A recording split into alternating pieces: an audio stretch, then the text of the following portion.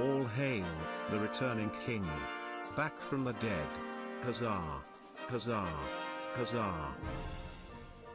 Greetings and welcome back, fine and fellow loyal subjects.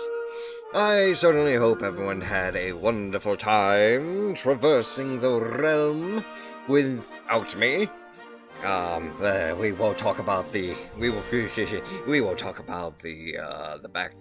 backstabbing, the betrayal, and all that other fun stuff that happened last time. You know, it's not like you guys threw me into a river or anything like that. You know. But yes, welcome back, everybody. Yes. Today we are going to continue once again with our amazing adventure into being king of the castle.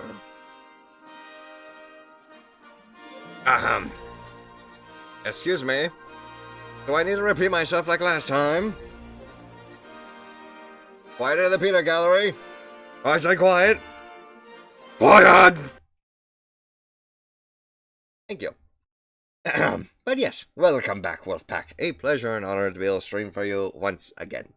I certainly hope that you guys are enjoying this sort of double stream in one day kind of thing. Once again, this is basically just to make amends for missing out on Friday. But yes, today we are going to be playing some more of King of the Castle. So, let's go ahead and see real quick. Was there any offline activity that needed addressed? I'm not seeing anything right now, which is perfectly fine. On that note, then, let's go ahead and see whether or not we can actually start this, because I do know for a fact that this is a game that will require, some level of viewer, what's the word I'm looking for? Participation, that's it. So, let's go ahead and see if we can actually run this right now. And of course, if you guys wanted to try and join in on the game, you can always type in !join whenever the game actually starts up. And there we go. Let's go ahead and start this, shall we?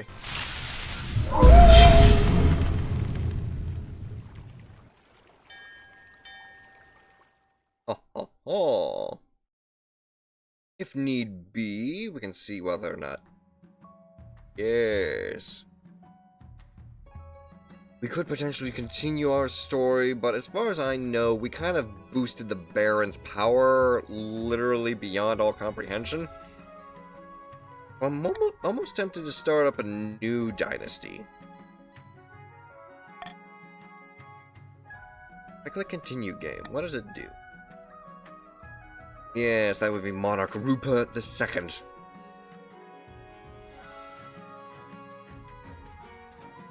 And we could import it.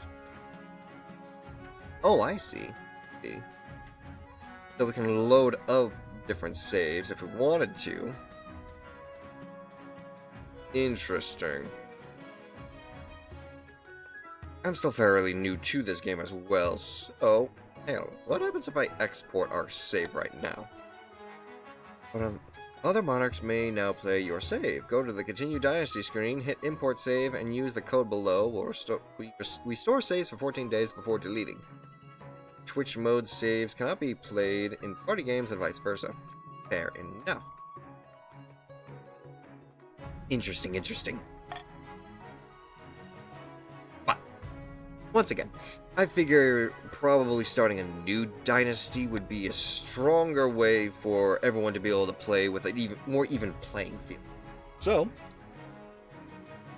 let's see whether or not we can get this going.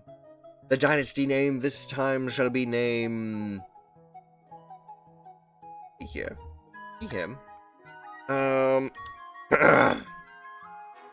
Shamanic Wolf of the... What kind of dynasty do you think we should actually kind of run? The name of our dynasty could be... The Lycan Dynasty. The Lycan Dynasty. I like the sound of that. That's cool. And if we begin... Hey, Sean the Shep! Welcome back. The Shep is in wolf... The Shep and wolf... The sheep and wolf clothing is back. Yes, indeed. Welcome back. Welcome back, my friend. Let me go ahead and type, or give you a shout out there. Sean the Shep. There you go. And real quick, I just need to see. We've got a number of now we might have a strong starting point for this. If not, I can always jump in here as well and play a different faction if needed. But for now, play with Twitch is what we're going to do. All they need to do is just go to that and then type in that. But we're doing the Twitch stuff, so how about we go ahead and try and mix things up a little bit. Obviously, we had a lot of fun with the Barons of the March last time, as well as the Chiefs of the North and the Counts of the... How about we check out some of the other Monarch classes here? The Grandees of the South, the Patricians of the Coast, and we're obviously going to need at least one more coming back. How about we do the Chiefs of the North? That way we have the North, the South, and the Coast. And at that point, this is where you guys come into play. All you guys have to do now at this point is simply type in !join, and you can be assigned a random one of these three counts, as you can see. Sean the Shep also typed in !join his pronouns and which one of the factions he wanted to join. So Sean the Shep is officially our first Chief of the North. New Dynasty players who own the game can also type in join region in Twitch chat. That allows a specific region. I see. Yes, those are for who actually own the game. Outside of that, everyone else is able to just simply type in !join. Oh, Creep2! Creep2 is now following. Welcome to the pack. Welcome in, Creep2. It is an honor to make your acquaintance, and welcome in. And I see you have joined the Patricians of the Coast. I see. Nice. By any opportunity. If you own the game, you do what I just did. Exactly. Yes. Is there anyone else who wishes to try and join my most noble of councils? If not, I can always jump in. Wild Wolf!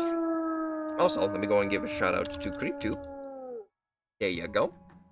And a shout out to Wild Wolf.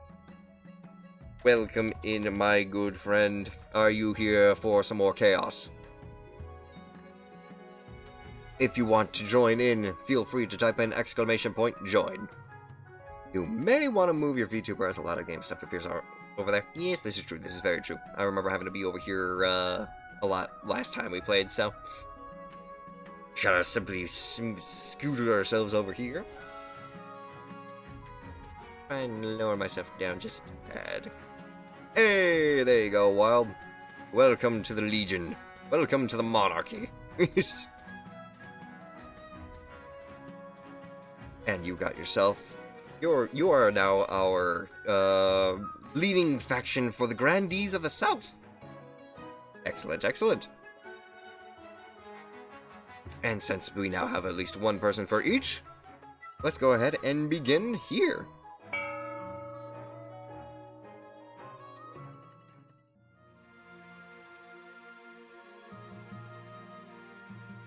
Heck yeah. Alright. So, also, Squire, you need your sword.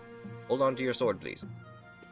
It's not holding on to your sword. Please hold on to your sword. There you go. That's better. Now, let's go ahead and see here. First, the coronation. Actually, no. The council introduction first. Now that you are king, the first duty is to meet with the Council of Nobles. Your nobles shall hail across the kingdom, the wintry north, the wealthy coast, and of course, the scorching south. Introducing first to the Chief of the North, Chief Shantashep. Good luck in the days ahead, Your Highness. You'll need it dealing with this lot. Our patrician of the coast, Creepdew. A pleasure, Your Serene Highness. I hope to see our kingdom prosper and grow wealthy under your reign. And finally, Wild Wolf, the Grandee of the South. May the Ninth God bless your reign, Your Majesty. I trust you will conduct yourself with honor and faith. And after that, the instructions are done. The council hall immediately fills with raised voices as the nobles argue with each other and demand your favor. You sigh and sit back. Is this what the council is like? No wonder your father told you to avoid the throne at all costs. Now for the coronation! Your Majesty, I've scheduled the coronation to take place in a week's time. Why the hurry? To delay any longer would make the nobles restless, and when the nobles get restless, they take their daggers and look for the nearest back. What must I do? As is tradition, the council will decide what happens during your coronation. What? But this is supposed to be my coronation. This isn't an absolute monarchy, Your Majesty. Everything has to be run past a council vote, even this. Shall we call the nobles in? What kind of coronation shall be held for the new king? A lavish parade with jugglers and fountains of wine? Proceed with a religious ceremony that honors the ninth god? Throw the king to the river, or troops shall bear the king through the streets atop a shield? I shall not intervene with this vote, as this shall basically be how you guys have a bit of fun. So, simply type in !vote A, B, C, or D now. And if you need an example, there you go. Oh, everybody went with a different thing. Voting tied at 1. So now I get to choose which one to go for. We aren't doing tradition. Sad. Let's see. Well, we could do tradition. We could do the tradition there, Creepdew, where we just simply throw me into the river. Streets on the shield, or hold a lavish parade with jugglers and fountains of wine. You know what? Creepdew, because you obviously want to hold up the tradition for what we did last time, I'll go with throwing me into the river again. Throw the king in the river! It is decided, the king shall be thrown to the river. What kind of coronation is that? It's a very traditional ceremony, dating back to the Queen Alma the Wise. It is meant to represent you being reborn as a true king. The nobles will pick you up and carry you out to the Treadwater River, hurling you into the shallow water with a cheer. When you climb back up to the banks, soaking wet, the chancellor steps forward and places the crown upon your head. Is it your imagination, or some of the nobles' stifling giggles? The path to victory. Your Majesty, when you die, now do you hope the kingdom will... How will you hope the kingdom will remember you? A conqueror, a peacekeeper, the greatest king who ever lived, as a father of the nation, as the architect of the new golden age, or a saint? You know what? I'm gonna say... Seems like our stats are kind of strewn about wildly. No one area is of a major growth outside of faith and trade, but trade is not... Oh, actually, trade is one of them. I shall be the king of the new golden age. A lofty goal indeed. I suggest over the next few years you focus on improving your kingdom's overall trade as much as possible. Once you have an heir, I will return to discuss how your ambition is progressing. Good luck, Your Majesty. And so, the tale begins. Santana of the Wild Wolf 8900 lineage, notorious southern elder, stands bathed in sunshine, groaning on as in a daze. A false pretender occupies the throne while my claim is ignored. Grandees of the South, this is a stain in our honor. We must not allow it to go unanswered. This is where you vote, Wild Wolf. Which scheme will you choose? Exclamation point, vote A, B, or C.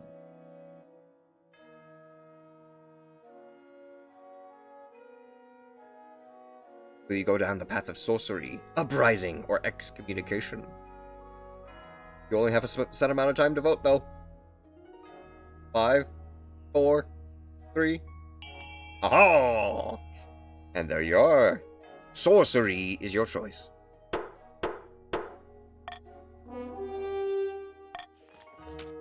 The Grandees plan to make a bargain with a wizard. These immortal spellcasters seldom get involved in political squabbles, but perhaps if the king was considered a threat to their autonomy.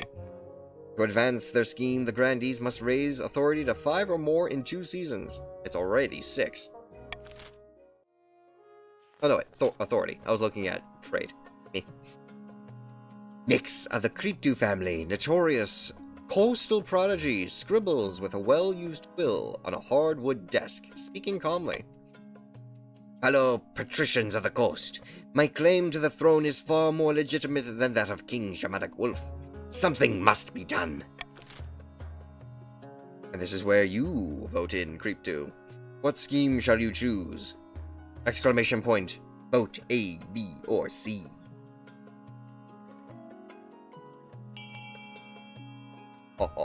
Monopoly. Your trade is what you wish to increase, and it is already very high. Then it is decided. The patricians plan to privatize this entire damn kingdom. First, they must build up their industry. To advance their scheme, the patricians must raise their trade to 5 or more in 4 seasons. It's already 7.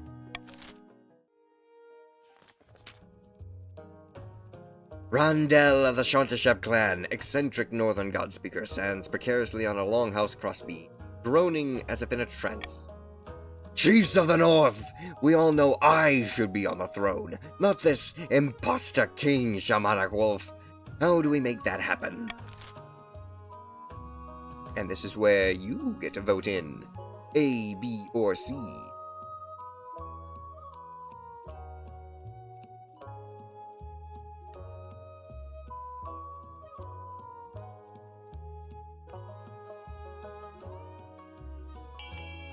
Shantashep has spoken. Vote B. We are going for authority. 2 people wish to raise authority in the kingdom. The chiefs plan to realize an ancient northern prophecy before the new king rises. The kingdom will be ruled by a mad tyrant. Seems the Poke extension is hidden?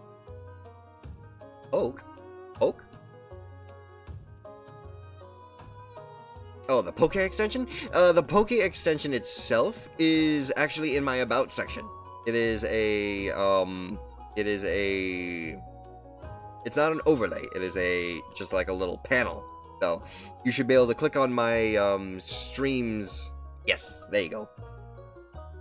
To advance their scheme, the chiefs must raise authority to 5 or more in 2 seasons.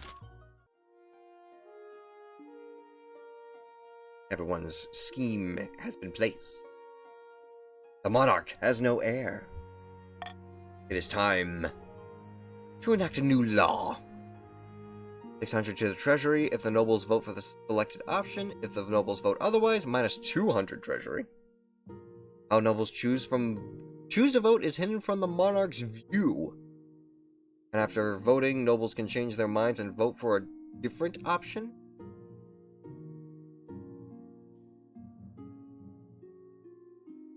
How about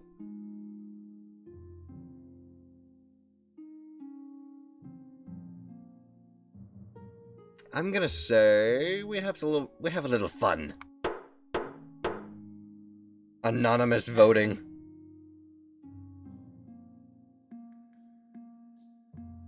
Interesting. First, the honor guard.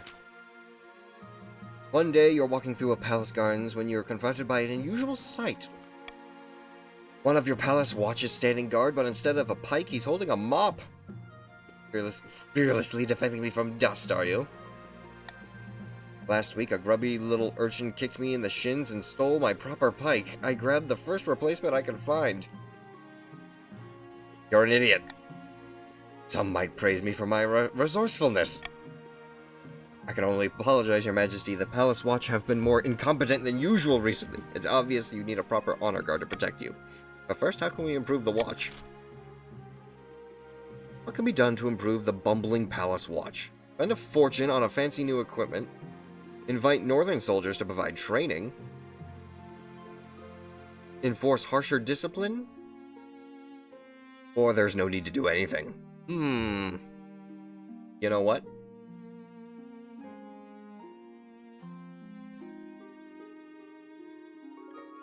Monarch marks their preferred voting option, and this gets one extra vote. I'm gonna say... because obviously y'all want the authority to be increased.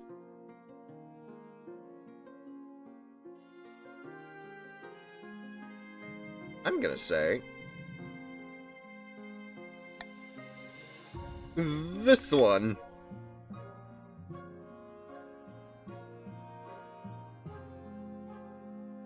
Oh, wait a minute. That won't work now, will it? You know what? I'm gonna let it just be random. Go ahead and vote. I will not see what you are choosing.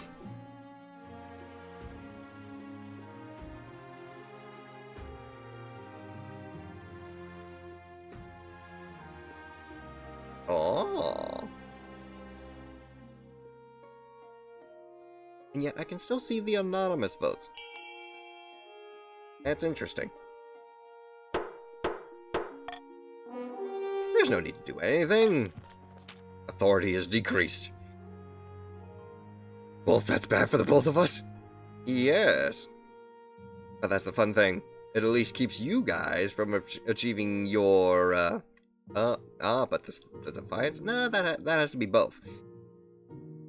Next time you patrol the palace grounds, you notice that more and more of your watch lose sight of their equipment. The mop has been joined by other improvised weaponry, including rolling pins, colanders, fireplace pokers, and a head of lettuce. If one thing's clear from this mess, it's that you need an honor guard who can actually keep you safe, not like these kittens. Think carefully, Your Majesty. These guards' loyalties would be divided between you and their region. Of course, you could just hire foreign mercenaries that would be loyal to Coin above all. Okay, how about these new factions? What are these? Tell me about the Coastal Gladiators. A gang of low-born crooks who've turned themselves into celebrities through their skill at chopping other people to bits. They're vain and selfish. Their skill in battle is undeniable, but can you trust them? And how about the Southern Battle Nuns? Terrifying warriors, and they're sworn to a vow of silence, so at least they won't spill state secrets. But their faith and loyalty is to the church above all, even Your Majesty. Even your safety. And the Northern Warriors? Bearded dwarfs with axes with no manners, they'll get drunk and cause trouble in the palace. No discipline at all, but I can't guarantee that they won't run off on some random quest, but they're honorable, in a fight unbeatable. And then the mercenaries? A band of fearsome fighters from the Tatterlands called the Battle-Bitten Brethren.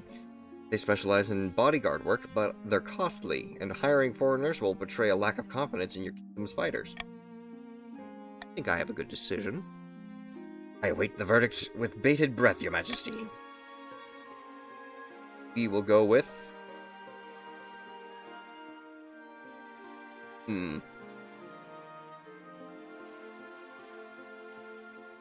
We shall choose... the Northern Warriors. I'll make the arrangements at once.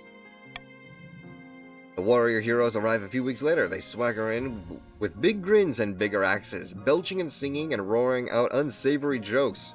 One of your quarters faints. Interesting, interesting. A fishy wedding. Your Majesty, an Archduke of Sal has invited you to his forthcoming wedding. Your attendance would help shore up relations between the two great nations. By the ninth great nation, the Isle of Sol is nothing more than a nest of pirates and cutthroats. And I heard isn't a proper marriage anyway. The Archduke is marrying a fish! Huh? The groom is a finfolk, one of the denizens of the sea, perfectly sapient and actually amphibious. Well, the church doesn't agree with a man marrying a fish. We must legitimize this farce by allowing the king to attend. Should the king attend a wedding between Archduke Sol and a finfolk? Condemn the wedding and sever diplomatic ties with the Isle of Sol? The king will not attend, but will send his warm regards. And of course the king should attend the wedding? Ooh. You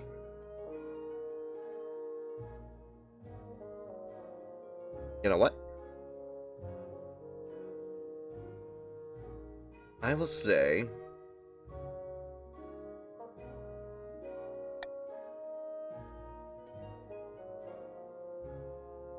for this one... we will go ahead and...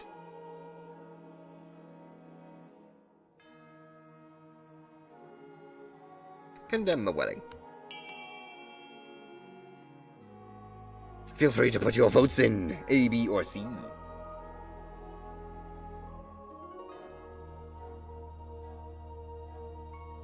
Screw the church! Pardon me. Chantashep Creep 2.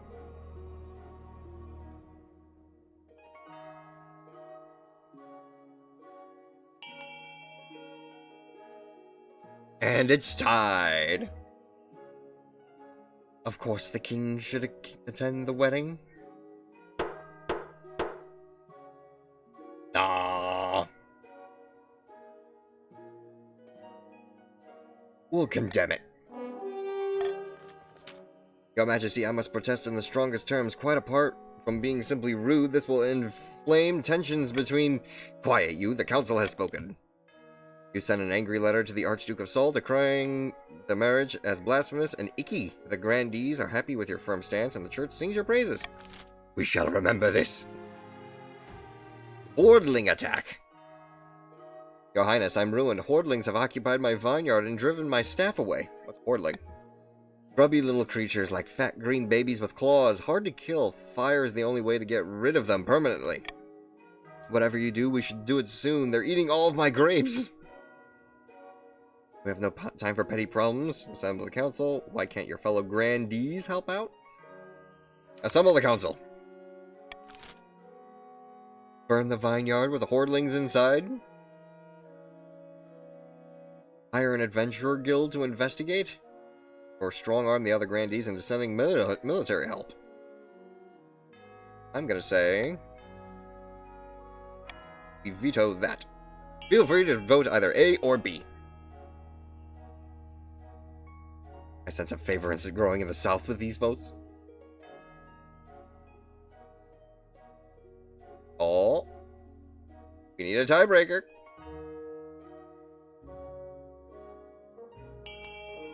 Wild Wolf says, strong arm the grandees and sending the military for their help.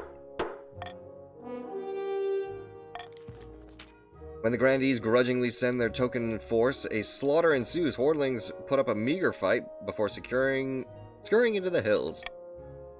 Peculiarly, the grandees discover that the hordlings filled Grandee Wild Wolf 8900's wine cellar with spoons. So many that it's almost impossible to move down there.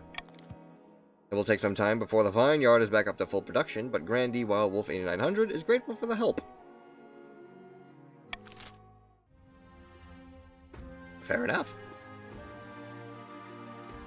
We end the season. And now it is time to auction a new area of importance. My good friends, type in exclamation point fund X, which is either the number or the letter that you want, and then Y, the amount of money you want to spend. I will move over to this side so you guys can actually see how much money you actually have for the time being. Whoop, I went a little far. Go ahead and move. There we go. So, feel free to begin the auction now.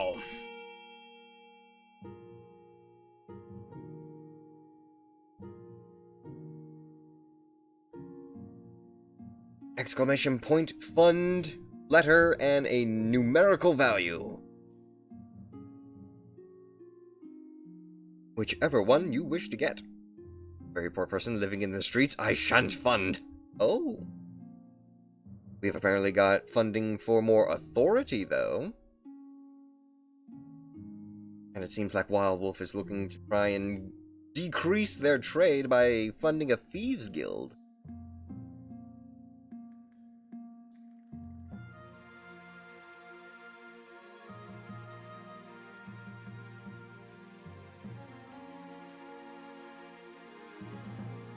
Must gremlin. Fair enough, fair enough. 3, 2, 1. Oh! Shanta Shep stole Wild Wolf's funding. The chiefs steal both military and authority from Wild Wolf.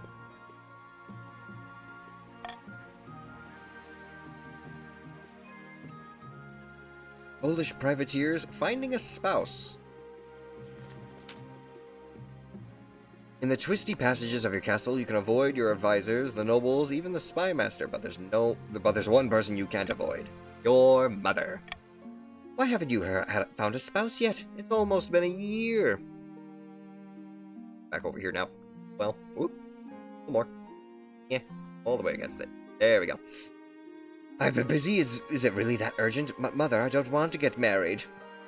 Is it really that urgent? Of course, don't worry. I'll take the liberty of finding eligible candidates. What's your preference? Men, women, or do you not mind? Primarily go for women. Excellent. I'll send out messengers to the most influential noble families in the kingdom. Let's see what they have to offer. I fart in your general direction. Let's see. The Salish Privateers. Your Holiness, it's terrible. Pirates have been going after all of our merchant vessels. I'm nearly bankrupt. Wild Wolf loses all of his spendable money. These are typical Salish tactics, Your Majesty. The Archduke was infuriated by your response to this wedding, and he's getting revenge the only way he knows how. Piracy! Unfortunately, that's only speculation. We have no concrete evidence that these are Salish ships. I assume because he's the king's goal is to trade. Well, technically, it's the... Oh, this is true. Yes, my desire is to try and get everyone to trade up. What should be done about the Salish privateers attacking the shipping routes? Threaten war against Sal? Hire privateers of your own. Increase trade, and oh my god, that's actually really bad. Send the Royal Navy to patrol the Ghost Sea and protect shipping routes. Or send a gift and a note of apology to the Archduke. Well, for one thing, we are not going to hire privateers of our own, so feel free to vote. This is why 2/3 of the kingdom managed you to go to the wedding, by the way. Fair enough.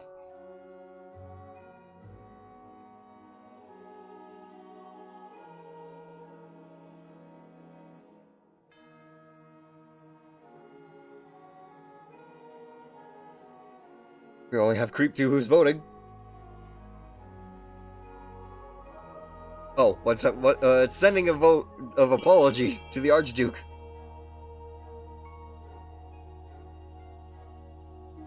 Am I I wasn't blocking it. Oh. Well, shit. Well, I suppose if you... Oh, no, what does it do? Oh, yeah, I am blocking that, aren't I? It's just minus 500 to the treasury. Yeah. I'll go ahead and lower myself a little bit, that way I'm not blocking it too much. Yeah. Aha. I can at least do this. Okay. And there's a 35% chance our military will actually win this. Send the Royal Navy to the patrol of the Ghost Sea and protect the shipping routes. Your ships are too slow to catch the swift, stylish pirates who run rings around you, or who run rings around them.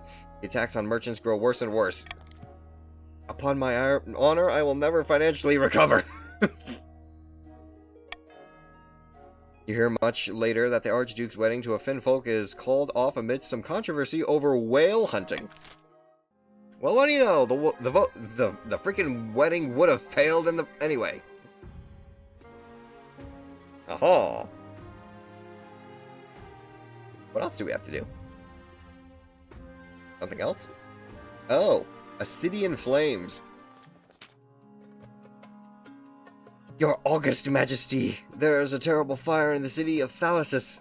Where once there were buildings, there is now a field of smoldering ash. Dozens of workers who have died. A warehouse was storing lamp oil unsafely, and in immense quantities. The owners were in the middle of haggling over the prices when one of the merchants lit his pipe. I'm sorry to that your city's gone up in flames. I was hoping that the council might unlock some funds from the treasury so that we can rebuild. Interesting. Ooh. I'm gonna say the monarch vote is... rebuild the city as it was. Do it! Offer no help. Introduce warehouse regulations so this can never happen again.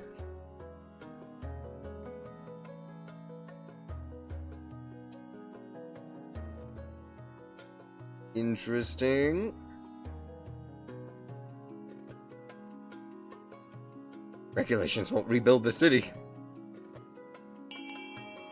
And offer no help. Then on that point, voting is closed, and we shall try and rebuild the city. Your order of immediate reconstruction of Thalasus. The cheap wooden houses take no time to build and are soon repopulated by candle-wielding, dry blanket-wearing common folk. What could go wrong?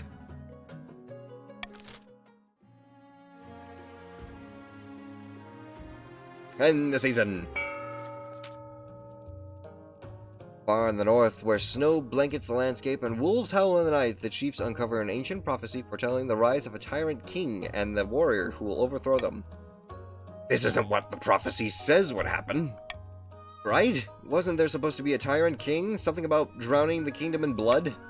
Aye, aye, keep your hat on. We're not there yet, but he needs a bit of encouragement, that's all. A few more executions, unjust imprisonments, that sort of thing. Then the prophecy will be fulfilled, and Randell will rise. Chief's aim is to raise authority to at least 5. Down in the South Grandee, Wild Wolf 8900 is practicing their swordplay, cutting a dummy to ribbons. Any luck with finding a wizard to aid our cause? Nay, I'm afraid not. King Shamanic Wolf is weak, and the wizards are satisfied that they don't need to worry about royal meddling in their affairs.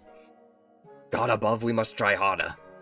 The Grandee's first aim is to raise authority to 5 or more. And now, let's see. I am very poor. Please, no tax. What do you mean you're poor? You're the wealthiest person here right now, Creeptail.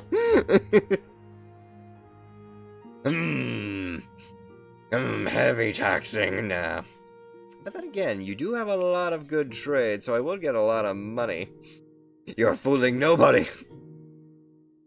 I would get a lot of money, but then again, I can also get some money off of you guys and the chiefs. Without having to worry about rebellion too much, or maybe I could just do it for everybody. Don't have any favorites. If you tax me, the kingdom's merchants will go bankrupt. Interesting thought. However, if I don't keep my treasury up, I'm going to go bankrupt.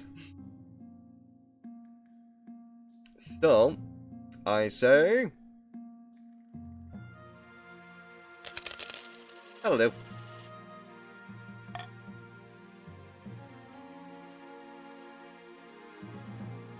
The Deceit. The Horde strikes back. Eligible option. I have found the 3 potential matches for you. 1 eligible young woman from each kingdom, 3 regions. Choose wisely, you'll be securing a powerful alliance. Man, this preference to the south is crazy. The prophecy is true. You are a tyrant! The alliance comes first. Your mother leads you to the Great Hall where she arranges portraits on easels. Let's see. The first portrait. Hilde, firstborn daughter of the Northern Shantashep clan. She's your typical northern lass, big, brawny, and honest. She's the same way an axe to the face is honest. Even among the northerners, she's made something of a name for herself as a fearsome warrior. She's an incredibly driven person, by all accounts. Gets up at the crack of dawn each morning and goes for a swim in a frozen lake. I can see the deal. From the coast we have Camilla, the wealthy heiress to Lord Patrician's Cryptus estate. I mean, just look at her. She's gorgeous, and apparently she's got silver tongue, too. Her interests are typical of the coast, money, money, money, and making more of it. The common folk call her the Skinflint, though, and worse things. Could be worse, be a lot better. And finally, from the south, Adana, the eldest daughter of Wild Wolf 8900's lineage. She is reputed to have an ego the size of the sun, but there's nothing wrong with confidence, right? She just likes the city life and spends most of her time out hunting with no one but her horse for company. The most common criticism is that she sometimes skips church. Not bad, not bad. What do you think? By picking a candidate, you'll anger the other regions, but you'll gain a lifelong alliance. Interesting, interesting. I think I've made my decision. The north, the coast, or the south? I'm gonna go with probably the most unknown. I'm gonna say the coast. Excellent, I'll make the arrangements.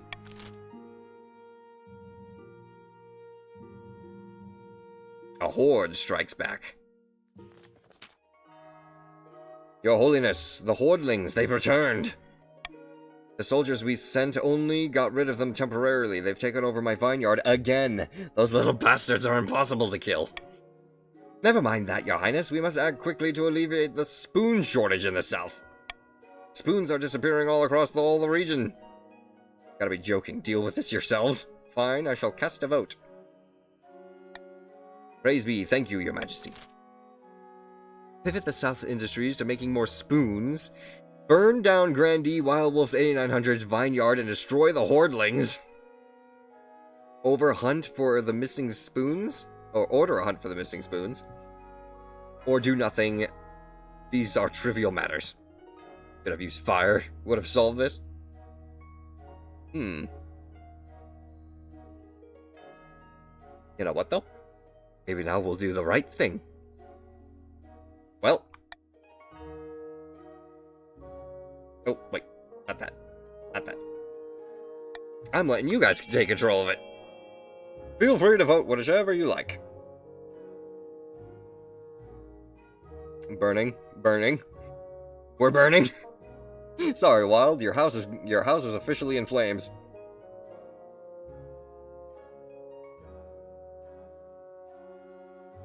10, 9, 8, 7, 6, 5, 4, 3, 2, 1, and it's over. Burn down Grandee, Wild Wolf 8900's vineyard to destroy the Hordelings once and for all. No, that's not what I asked for. The vineyard is my livelihood. But the infestation of Hordelings is no single person's problem. If they are to spread, they could ruin more and more homes' businesses across the south. The vineyard and half the hillside with it is lit up like the sun.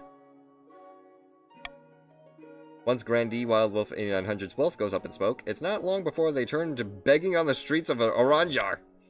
Most peculiarly, you find the horde of missing spoons in the burning wreckage. It seems the Hordelings were collecting them.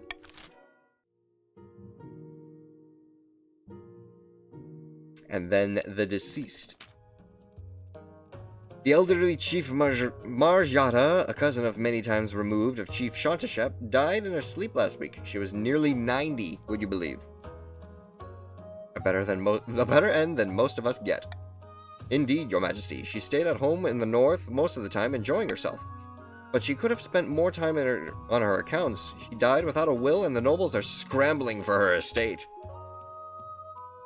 Chief Marjata was my relative. I wrote to her once a year. Of course, the estate should be mine. My late grandmother used to play backgammon with her. He swore she intended to leave it to our family.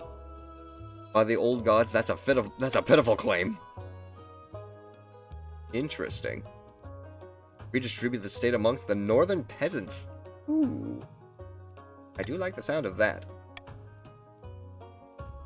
Give the estate to Shantashep, give the estate to Creep2, redistribute it to everybody in the north, or just claim the estate for the treasury. I'll concede the estate should go to Shantashep or the peasantry. The peasantry would benefit most.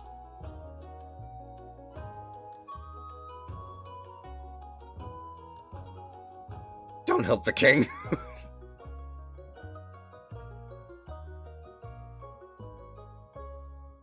It is completely up. He wants trade! And yet, Creep2 allows it. Redistribute the state amongst the northern peasants. Northern and coastal nobles watch in outrage as peasants occupy the estate and move into the manor house. Using the late Chief Marjata's money, the peasants set up a marketplace on their land. It turns out to be a huge success, with merchants flocking to the state in crowds. Fascinating. And end. By royal decree, we can call for another thing. +1 stability if more than 50% of nobles vote for any one opinion. The nobles vote for the monarch's choice, they get some money. I know for a fact that a couple of people here right now are kind of in need of a little extra cash.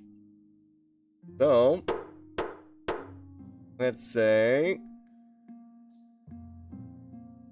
let's get rid of current law, or anonymous voting. I honestly thought that anonymous voting would actually hide like the vote in general. I didn't know I could still like view anonymous voters. In what universe does a noble want to help peasants? Seems bad RP to me. Money. Let's see here. A comet sighting. That's interesting. A blood-red comet has spotted in the night sky over the north, Your Majesty. The villagers are claiming it's a terrible omen. The common folk are on the verge of panic. Is there anything I can do? Of a church to dispel the baseless superstitions with 0% faith? I'll tell them there's nothing to worry about with 25% authority, or just let peasants be peasants. Reduces stability.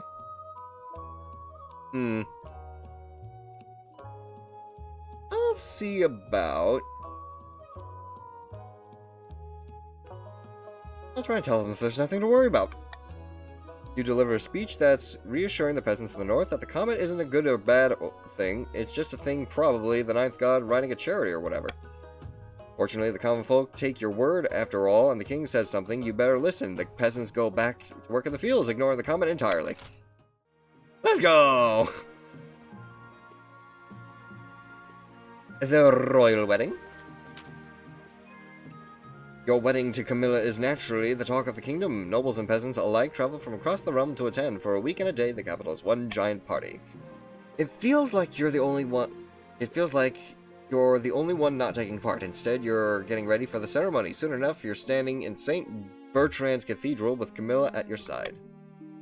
Do you take this woman as your lawfully wedded wife? I do.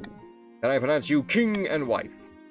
After the wedding, of course, there's a feast, and after the feast, a dance. Your new wife, Camilla, laps up the attention, delivering a witty speech in which she flatters you outrageously.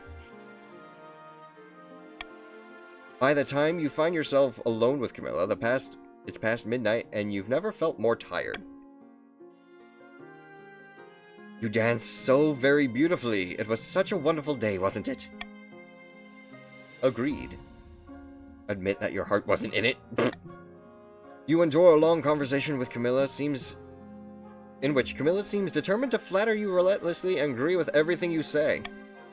By night's end, you still don't know who Camilla really is. Her real personality is concealed beneath 100 layers of etiquette. You go to your separate bedchambers, still strangers. Fascinating. And a risky wager. What we got here? Hold on to your masks, hats, and other accessories, everyone. Grand D Wild Wolf 8900 is about to lose a huge amount of money. You bet your life savings on a boat race and the coast, and I am sure to win the day. So sure, in fact, that I petitioned the council to officially sponsor my voyage. I thought Wild Wolf had no money? You would be correct. I'm guessing Wild Wolf is taking this bet in order to gain some money, but if he loses, he's basically not gonna have any money to give. So sure, in fact, that I petitioned the council to officially sponsor my wage. What kind of boat will you have? It's the best Trimarine. It's tiny, but that's the point. I'll nip around all those deadly reefs. He's talking rubbish, your holiness. My caravel will beat Creep 2's old boat. The 9th will bless my path. If you sponsor anyone, sponsor me. Seems you've been scammed. Well, we can try and fund somebody. Or we can fund both.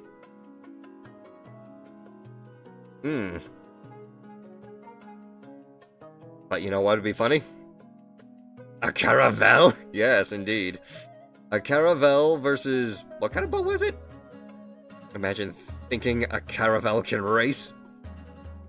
Let's see here, let's see. We could try and sponsor Wild. Give him a little extra money in his pocket. Or we could sponsor Creep 2, or we could sponsor both. But that would increase authority for everybody. I'm gonna say... You know, Wild, if you vote for yourself, you'll get a little extra money in your pocket. That way, you get a lot more money in your pocket. I say the king should show no favoritism. I'm willing to let Wild Wolf get a little extra money from my own pocket if it means that he gets to have him stuff. Yes, Wild Wolf. Yes, yes. You have shown endless favoritism. Oh, sponsoring both nobles. Oh no. Voting is closed. The boat race is sponsored by both people. Neither nobles show that what you say. They were hoping for a special treatment. But you keep your reputation as monarch. Won't take sides. Excitement builds as both merchants and tourists flock to the starting town. Soon both boats embark on their journey. They look very small and flimsy against the vast ocean backdrop. Your esteemed highness, I understand you elected to sponsor both competitors, but surely you have a sense that one will outdo the other. Will you fancy a small wager? What kind of wager are you talking about? A mere trifle for you, I'm sure, your esteemed highness. Your wisdom is known by all, so naturally you'll have great fortune. Sure, why not? Oh, marvelous. Then where shall you place your bet? You know what? You know what, Justin? I'm gonna say... Creep 2's gonna win, with the better boat. A fascinating choice to sponsor both, but to bet on one, perhaps that shows your true opinion.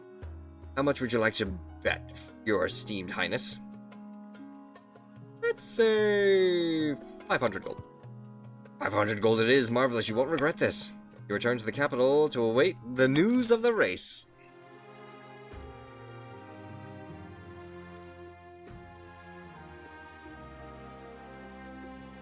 And on that, end season. In a dingy seaside town, two patricians of the coast meet to plot their latest scheme. The coast's economy has never been better. We're making more money than I know what to do with. Money breeds money. I've made a series of investments to improve our profits even more, but what do we do with all the rest of this gold? I thought I was in a race. How did I get here? Apparently this may have happened just a little later. Time to start buying things, of course. Land, roads, bridges. We'll buy the whole kingdom piece by piece. But first, the king must be in desperate need of our gold. The patricians must lower the treasury. Oh, I may have set myself up for failure. Back in the north, the chief Shantashep's clan hall, a congregation of god speakers huddle around the tables. Praise Morgana, the tablets are genuine. And the gods are good, and we are blessed, and Randell will be our king. All hail, the Lord Render. Chiefs circle the clan hall. A mug of ale is tipped over Randell's head. The influence of the old god is spreading. We must ensure that we keep the old ways of the north alive, and surely Morgana will bless us with the power to crown Randell. The next stage of the chief team, they must lower their faith to 4 or less. Yeah, no, it's 0. Down in the south, Grandee Wild Wolf 8900 is practicing their swordplay, cutting a dummy to ribbons. Suddenly, the sky turns black, a flash of light, a boom of thunder, and a figure stands where the charred scraps of the dummy used to be. Ooh. I am Athmorel, Wizard of the Storm. Speak your peace, mortal, and be quick. I thought we might have a common goal. The king has been overstepping his bounds recently, hasn't he? This is undeniably true. Watching from the clouds, I have observed many grand injustices committed by the king's minions. Technically, the precepts of magic forbid me from intervening, but alas, my colleagues abandoned that rule long ago. I suppose I gain nothing from keeping to it still. One thing, though, you must deal with the bees on my behalf. What is it with all the bees? Yes, on this plane, they're simple insects, but in the apiary, the world of dreams of magic, they're powerful and intelligent. They call themselves the Dreams of Being. I have the innate fondness for royalty, but sometimes protect monarchs from magical interference. But they won't have non-magical folk beyond the occasional sting, so you can deal with them. They need to reduce all regions combined farming to 14 or less in 4 seasons. Right now it's technically 12.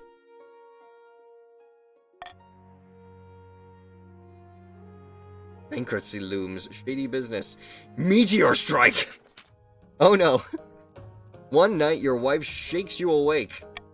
Look out the window. What's going on? Come, your majesty. Let's get you somewhere safe. Reducing farming even further. No, I want to see. Stability. Good plan. As you shelter in the wine cellar, there's a boom outside that shatters the window and shakes the palace walls, and then peace descends once more. The sky darkens. What was that? The mood in the council hall the next day is somber. It's terrible, your greatness. That comet we saw in the north, it was a foretelling doom. It landed right in my lands, so that so many villagers dead. My fields are one massive crater. We need help! Of course, we could help the chiefs, but meteorite ore is well known for making incredible weaponry and armor. Our first priority should be gathering it. I've never actually seen the meteor actually hit. Spare no expense helping those affected. Gather meteorite ore and incredible weapons. Gather meteorite ore and sell it to foreign buyers.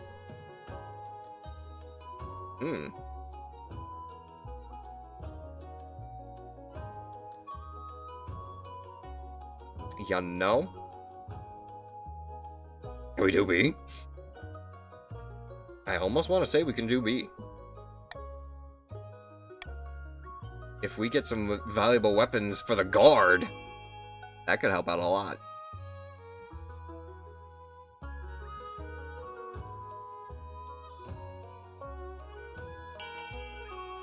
Lovely. Glad we're all in agreement.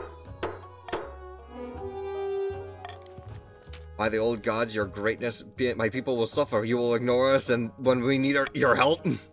Instead of recovery efforts, your troops focus on gathering up the scattered bits of space rock. It's all sent off to a team of expert blacksmith. The result is Oh, the result is a set of beautiful sleek armor and impossibly sharp swords for the northern military. It looks mighty impressive for the parade grounds. You'd hate facing the real war. Lovely. Our farming is 0. Yes, your farming is indeed 0. Bankruptcy. Where the hell did all of our money go? I couldn't possibly say, Your Majesty. Perhaps you have been spending a little too freely. Apart from raising taxes, we have precious few options. We could get a bank loan or sell off the crown jewels or crack open some predecessors' tombs. I am not about to take a fucking loan, so crack open some tombs. The other royals dug and loaded. Their quiet is like money, gold masks, heaps of coins, and precious jewels. Not everyone's up for it though, so you're basically viewed as a grave robber. Hey, what up there, Gib? At work, how is thou? Thouist trying to protect ourselves from the destructive forces of meteors, apparently. How are you, Gib? Shady business. Your Highness, I'm sure you'd be very concerned to hear the letter I received from Grandee Wildwolf. I'm sure you don't need to worry about that, Your August Majesty. Let's move on to a different vote. How about... Hey, I will speak. Wildwolf 800 writes, we are practically nose to nose, but while my crew was busy rowing, I saw a coastal ship sneaking into the sheltered bay. I hate to speak ill of the patricians, but it looked very much like a smuggler avoiding the capital's import fees. Import fees, eh? This is preposterous hearsay and gossip, nothing more. Levy a fine on the patricians? Reducing their trade? Patricians are merely being innovative entrepreneurs. These smugglers are obviously skilled. Hire them for the spy master. Or punish the patricians, the reward Grandee for alerting the... And reward Grandee Wildwolf for alerting the treasury. Thine crew art more intelligent than a worm. Let it be known, I do not sponsor smuggling. This is a criminal who should be handled separately from the coast. Indeed. Indeed.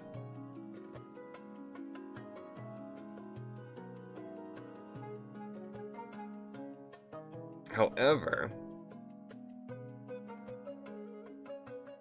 I'm gonna say, Wolf needs the money. I could use the money.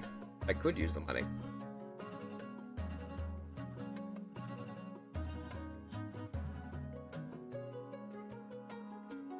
I'm gonna say, why punish us? We have not smuggled. This is an independent merchant. When I get out of work, I'll join you, and if you're still on, fair enough there, Wild. That's the question, though. Should the patricians be punished for avoiding taxes through smuggling? Eat their trade up.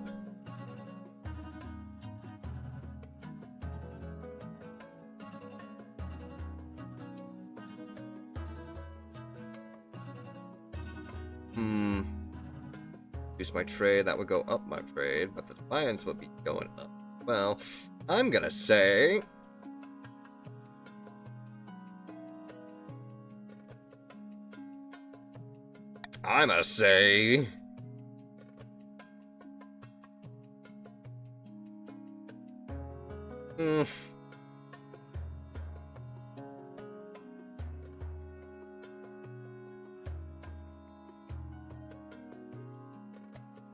I think this is for the patricians. Smuggling.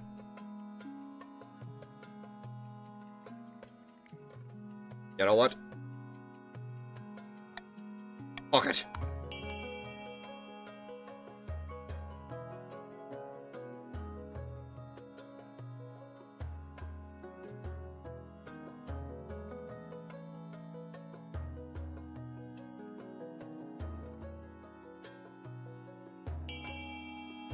And it is done. The treasurer sends their most menacing heavies to fetch the gold from the patricians' villas. Of course, they grumble for weeks about the injustice. I have not once smuggled ever. The council is punishing for crimes I never did. Worse, it turns out the smugglers were in cahoots with Creep 2 to provide illicit supplies for his voyage. Without their help, his progress slows. But Wild Wolf is pleased to receive the fruits of their stitching. The race continues onwards. You will wait to hear more of the competitors. Oh, but then again, perhaps that will help. That will hurt me in my little gamble. Interesting, though. It's auction time! Everybody, get in here and vote!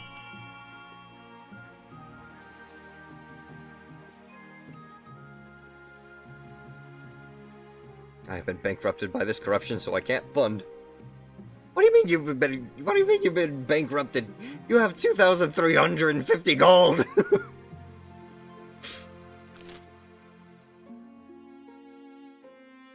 You have the most amount of money out of everyone here.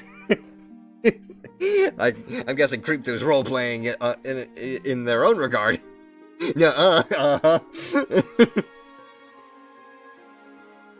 You gotta make sure to put a numerical value in there, Wild Wolf.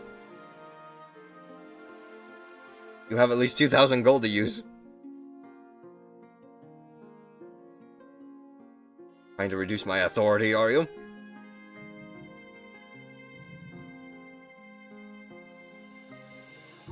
E and F. Damn! Time's up. Creep2 manages to steal both. Authority boosted and lowered. Fair enough. I am not richer than the monarchy. Oh, Shantashep actually just kept it stable.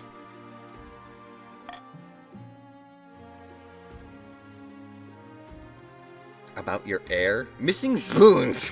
Not the fucking spoons again. So, strange thing, but have you witnessed our spoons disappearing lately? I swear I can never find one when I need one. What are you talking about? We should probably do something about it. You can't just steal the king's spoons and get away with it. Lock up the spoons outside of meal times? Search the castle. Someone must be responsible. Throw away the rest of your spoons out of spite! Search the castle. You search up and down the castle with any trace of missing spoons, but find nothing. Spoons continue to go missing. You forbid the cook from preparing liquid meals, lest you're seen slurping from the bowl. Interesting. And about your heir. Your marriage to Camilla is not what you'd hoped. She seldom sleeps in your bed, and over breakfast you exchange only a few frosty words before she departs to a board meeting. The last thing on your mind is procuring an heir, but the needs of your kingdom must prevail. Congratulations are in order. The royal wedding was a magnificent affair. Went about as well as it could be expected. You're still in power, aren't you? Still got the crown on your head? That's what matters. You've done well so far, but something's still missing, an heir. You need some young, whose loyalty is assured. A child of your own will do the trick, even if they are a bastard, or the youngest of your many cousins. My wife and I shall try and have a child. The traditional method. No one will object to that. I'll arrange for you to take a month off from ruling so you can get down to business. And what else we got? Noble overboard! Your Serene Highness, we've had a message from Lord Captain Creep2. I was indulging in some grog with a crew one evening and inadvertently fell into the water. Obviously, I survived thanks to the group of passing Finfolk who dragged me from danger, but they won't return me to my boat without payment. Of course, you'll pay the ransom, your August Majesty, won't you? Your indifference with the race the crown will not pay. Send coastal troops to rescue Creep2. Or the king will pay for Lord Patrician Creep2's release. Well, first of all, we're not doing that. So, get to it. I am far too broke to pay the Finfolk, so I can't afford this. Don't worry, no one's paying for anything.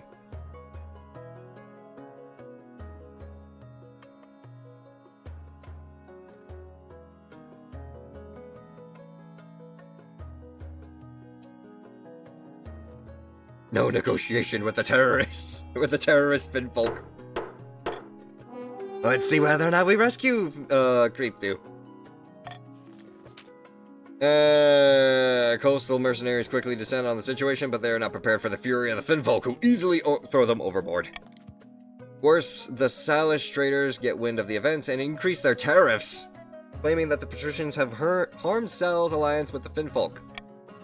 Creep 2's boat sits becalmed as the Finfolk abandon the area, and it becomes clear that poor patrician Creep 2 will never be seen again.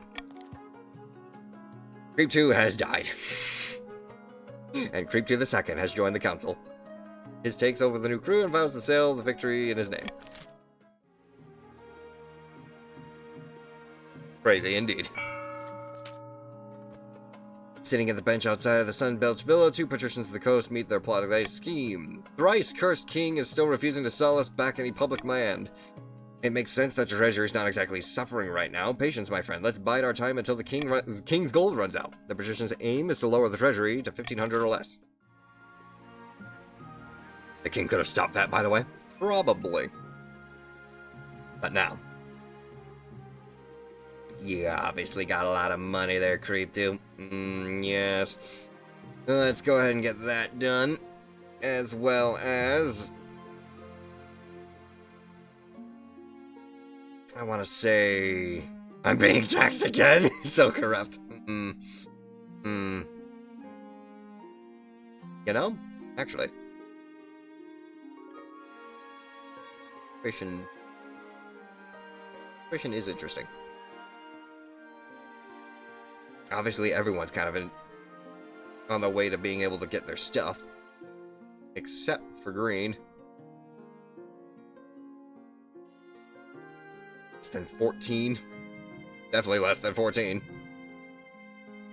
Sounds like adulting. You know what? I ain't choosing favorites.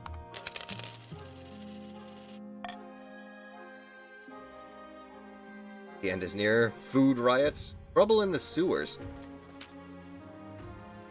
Your Majesty, there's a horde of hordlings in the sewers beneath the capital. They're the ones who have been stealing our spoons, and it's not just the king's spoons either, but the whole city's.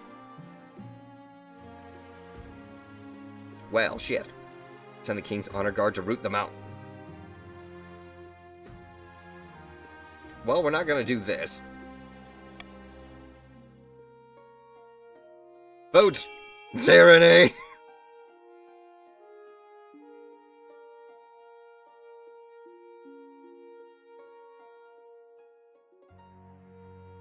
Interesting.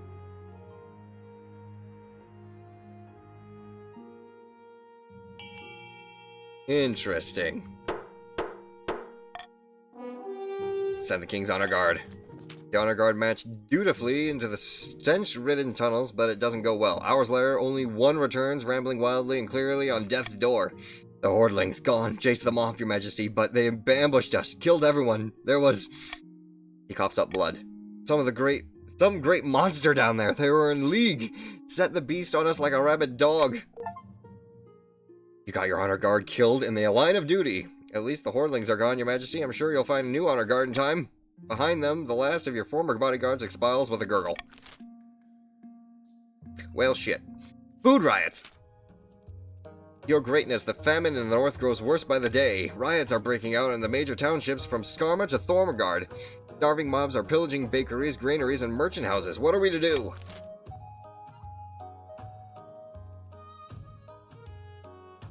Chief should buy up surplus of grain for the grandees. Order grain supplies. I'm gonna say the army can handle it. Oh my god. I'm gonna say if you guys want to get a little extra spending money, I suggest you guys buy some stuff.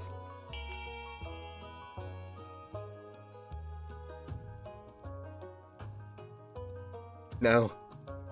Yes, Chantership. Yes, Chantership.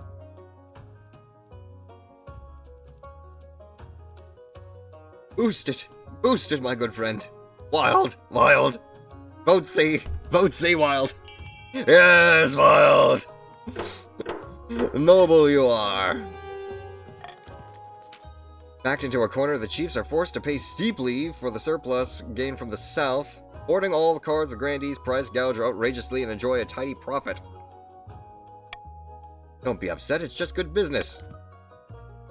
Immense quantities of surplus grain are diverted from the south to the north once, and the peasants have bread again. The riots cease, there's enough to tide them over until the next harvest.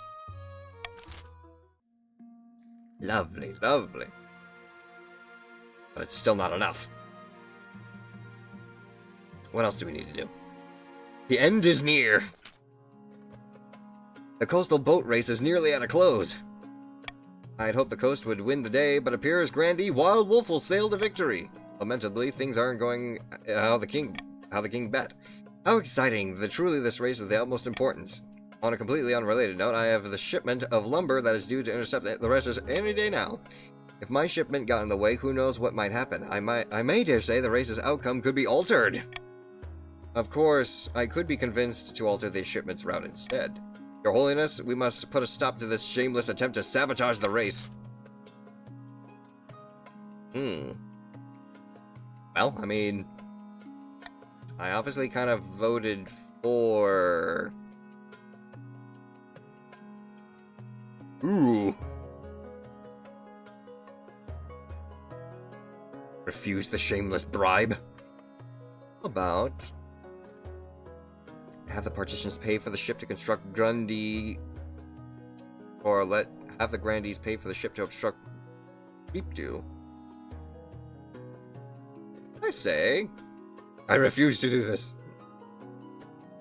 I say, fuck Wild Wolf.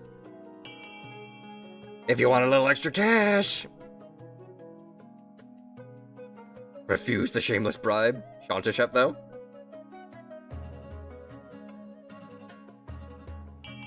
Hey! Wild Wolf accepts his own interference. By the 9th, the undermines are...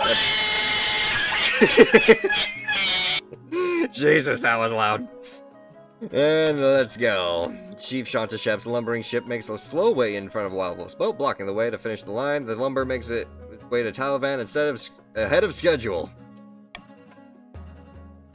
I knew this place was corrupt. Soon the nobles and peasants alike gather at the finish line, watching breathlessly as the winner arrives. And it's Wild Wolf. Victory, victory to the honor of the Grandees. I could not have done it without the generous sponsorship of King Shamanic Wolf. Pay up, Creep 2.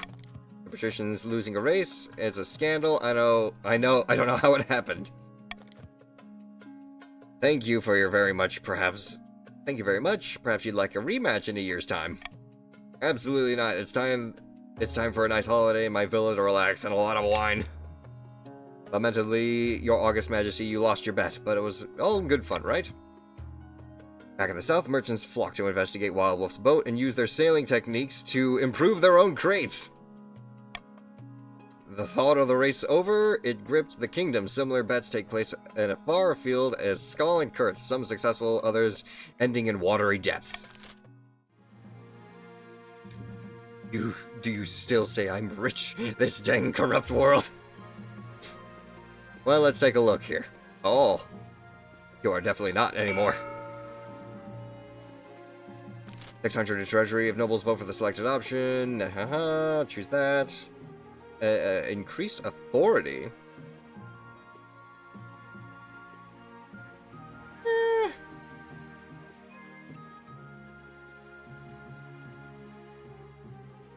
I say we're pretty good with what we got right now. A helping hand, pagan prophecies, and an embarrassing problem. Still gotta try and increase your faith. Let's see pagan prophecies. The Northern Chiefs, God Speakers, have uncovered an ancient prophecy. You think it's all fake? Of course it's fake. Nothing those pagan gods have ever said or done is real, but this is one... This is but one of the countless myths used to justify the behavior of the immature heathens.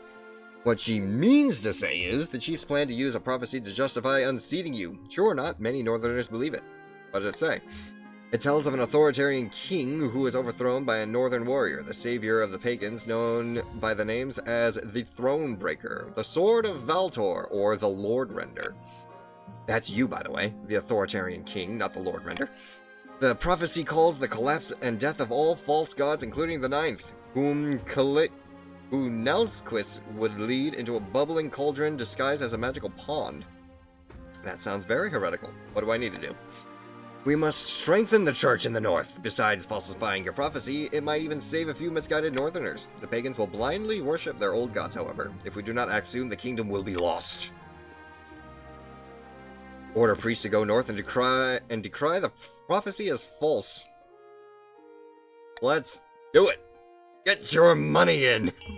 Get your money in, folks.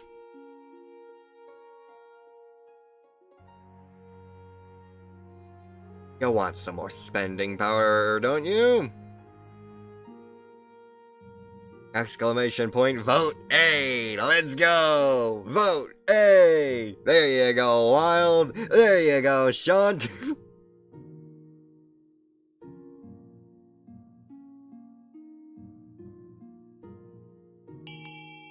And let's continue.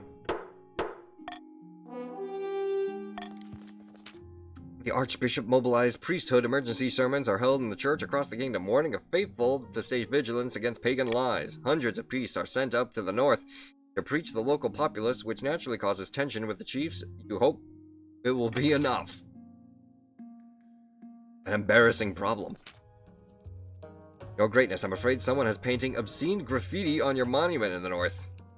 By obscene, it describes you as a tyrant. In addition, there are images of the obscene kind. I get the picture. It's not a pretty picture either, Your Highness. I assume it's been washed off by now?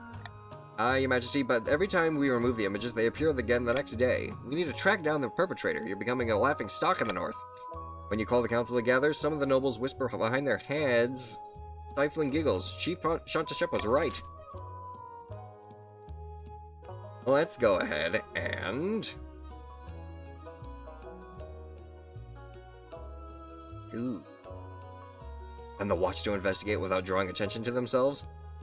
Offer a reward for the perpetrator's capture.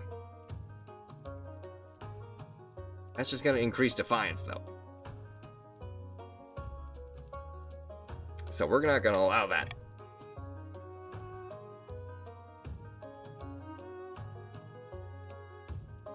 Or would it reduce it if I offer the reward? No, that can't be right.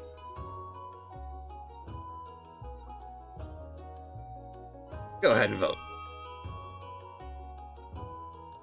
Let's see what we get. Send the watch to investigate without drawing attention to themselves.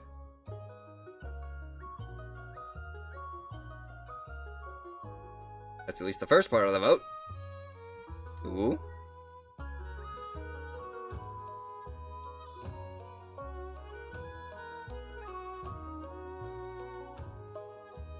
And... is done. Officers of the watch investigate using good old-fashioned detective work. Eventually, they track down the culprit. Culprit is none other than Chief Shantashep himself. It was I. I was the one who drew all those unmentionable organs on your statue. And do you know why I did it? Because you are a tyrant, and tyrants deserve mockery. You know what? It was actually pretty good. Funny. It was pretty funny. You were free to go. Officers seize him. You know what? It's pretty funny. It was pretty funny. Oh, really? Thank you, Your Greatness. You know, maybe you're not actually such a tyrant after all.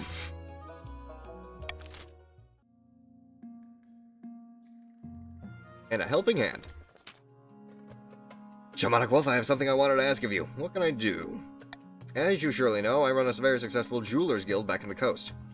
But the current laws are a little restrictive on my trade. Lots of tariffs and regulations, you know how it is. I was hoping you could push some of the changes on the council, eliminate the important duties on attaché jewels, perhaps. That's corruption, plain and simple. You want me to give the coast preferential treatment? I think it's only fair. The other regions can't compete with us in jewelry trade, by the way. Symbol of the council. Interesting, interesting. Can't do anything with those. Ban the import of gemstones.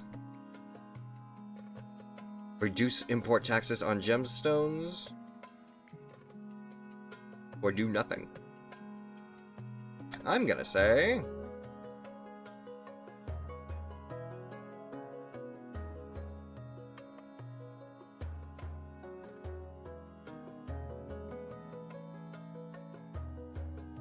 let's say do this one.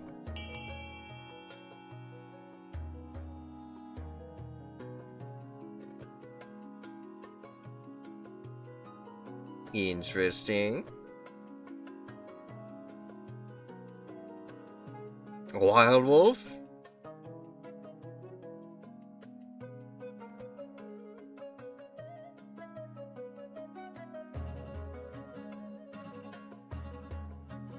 Two, one, and done. One noble has voted to reduce import taxes on the gemstones. The other region's outraged by the clear nepotism that's taking place, but Camilla pays them no mind. As profits pour in, she shares a portion of the income with the treasury. End season! Far to the north, an ancient ceremony of a smoky clan hall reaches fever pitch. Randell, the chief's claimant, sits atop a throne of bone surrounded by god speakers chanting in foreign tongue. And thus, with Morgana as my witness, I hereby crown you the King of the North, the Lord Render, soon to be King of all the kingdom. Glory to the Lord Render, chosen of valor. Glory to Morgana in the North. The assembled chiefs roar in chorus with each other. Steins are smashed against one another in celebration. Now we must bring down the false king in the south and fulfill the prophecy. The only question is how. Lower the king to the north and sacrifice him with a pagan ritual, or sacrifice thousands of goats.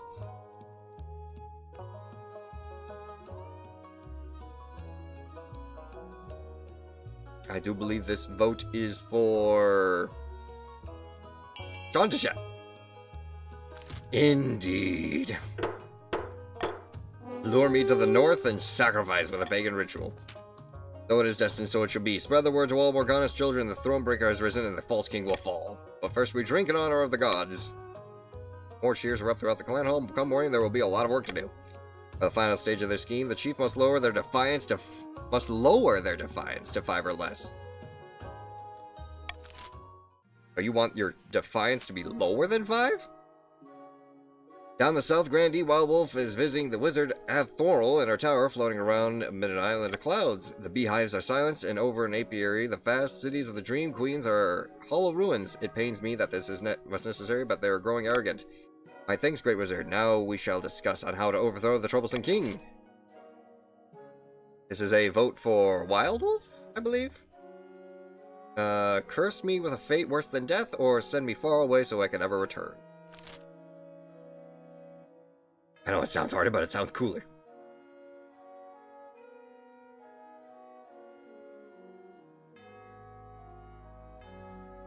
Wild, you must vote. Oh. Banish me. Far, far away. That can be done. I will steal the king away through the apiary, where distance works differently. But the apiary is a land of dreams and times of turbulence, nightmares. It must be peaceful. It must be peaceful if I am to navigate very far. Yes, that can be done. We'll make sure the kingdom is as peaceful as a sleeping lamb and everyone dreaming pleasant dreams. They must raise stability up to 5. Fascinating. And apparently there are a rebellion in the north that could potentially happen. Bleh. A new honor guard. With the deaths of your honor guard in the line of duty as a tragedy, your majesty, but we have no time to mourn. We must replace them at once. The king needs protection.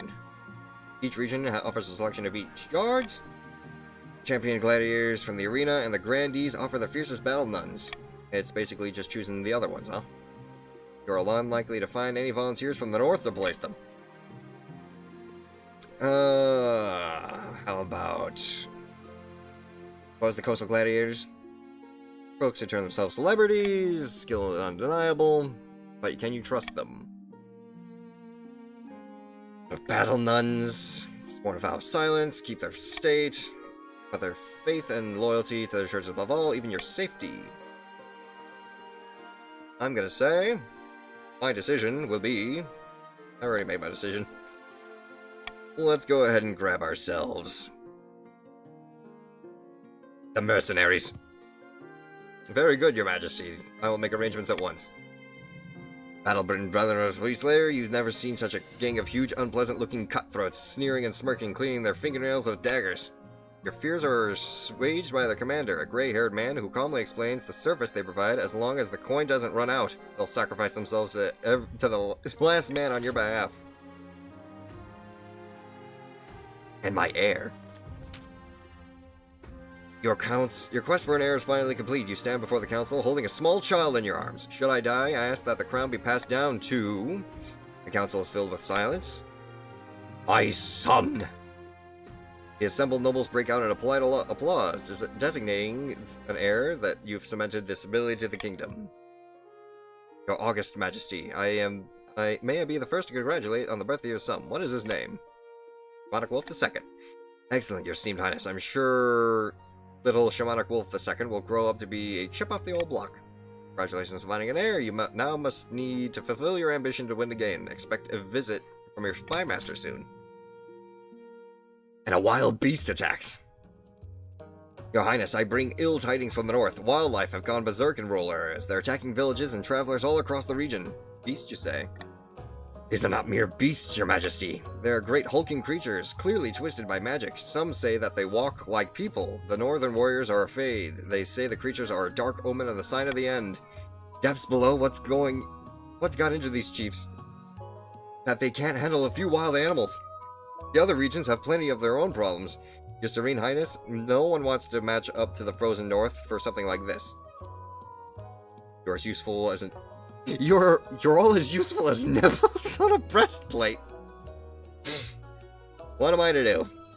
Point of order, Your Highness. Though the church's presence in the north is minimal, we could provide shelter for those who need it.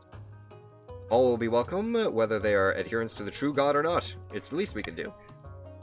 Or, if you can afford it, send a detachment of mercenaries who aren't afraid of a few wild bears. That should put an end to this crisis. Interesting, interesting. Let's say...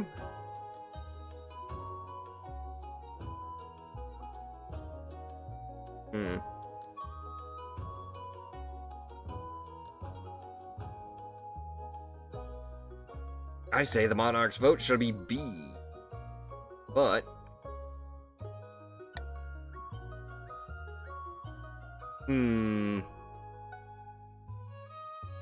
Yes.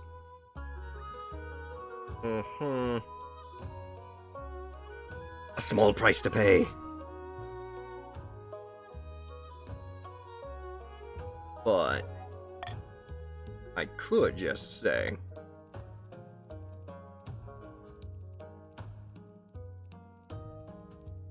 remove that one instead. Let your voting commence.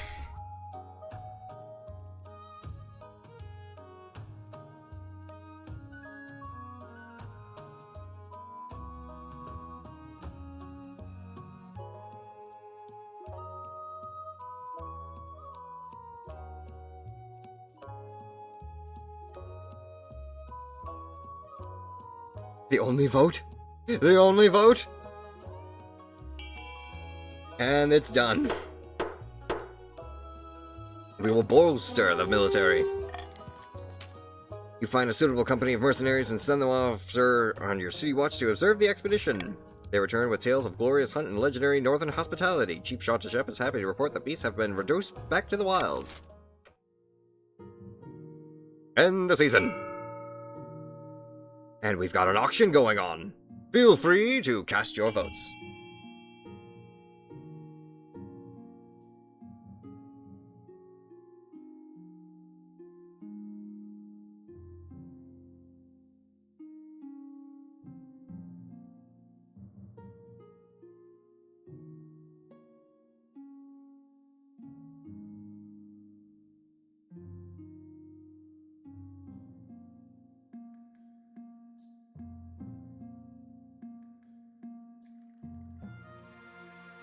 Oh.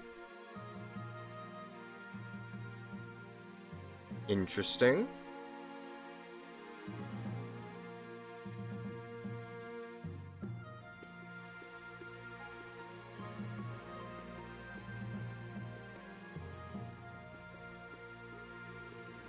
And with no other people throwing in their vote. Oh!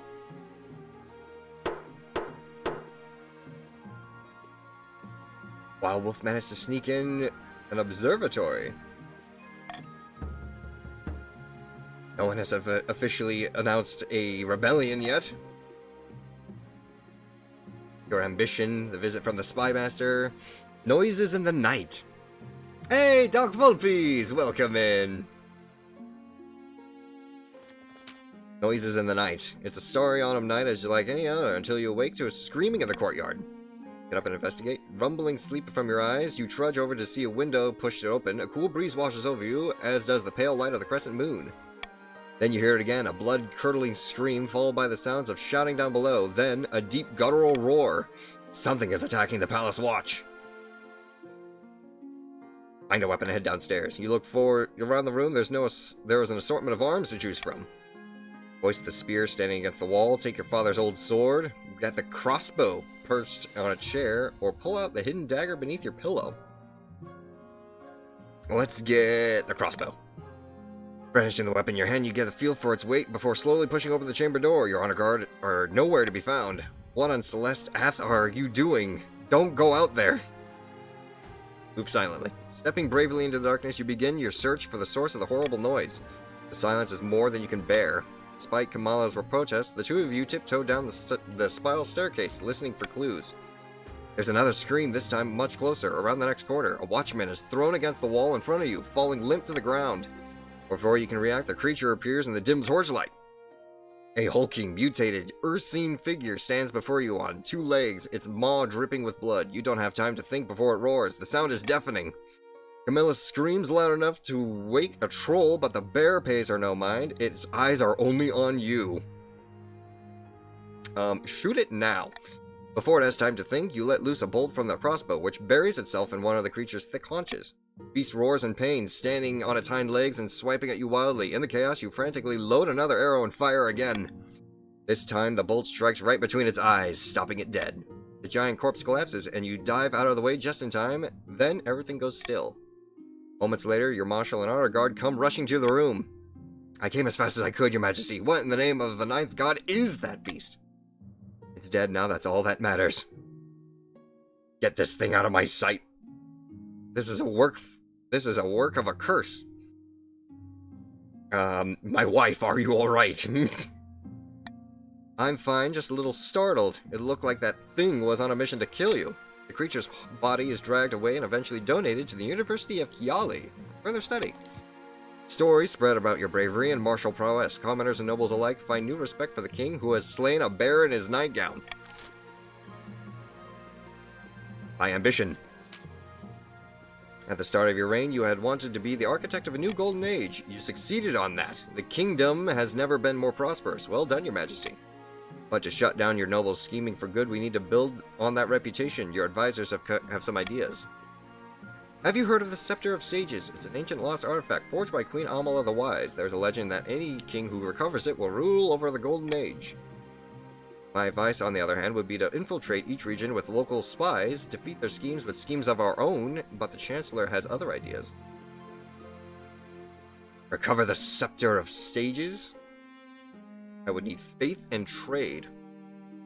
Faith is kind of low with North. Create the spy network again. I'm gonna try something different. A wise decision, your majesty. I'll begin sending out adventurers to track down the supper's location. But adventures aren't cheap. Your priority is to raise the kingdom's overall faith and trade as much as you can. And of course, there can't be one rebellion among the nobles. Well, we already have one. A visit from the Spymaster. Your Majesty, I come with a sensitive matter. It's become clear that Queen Consort Kamala is utterly despised by common folk.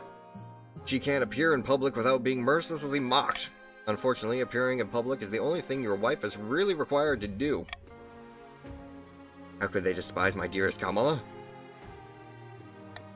By all accounts, Kamala was a charmer when the company of fellow nobility, witty and sophisticated, but when she addressed the peasants, her manner changes. In speeches, she's stuck up and condescending.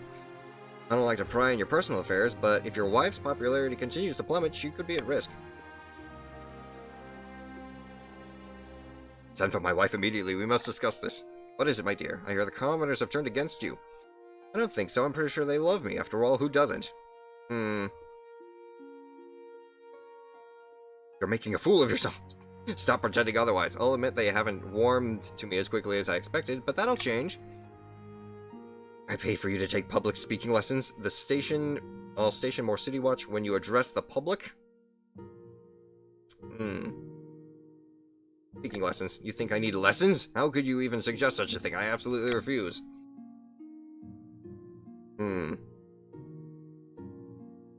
Fine then. I'll station more City Watch. It's hardly necessary, but thank you. End season. Let's see. We'll reduce your defiance. I need my money though, so... Boost up the south. I still need to be 1,500 or less, so... Sorry!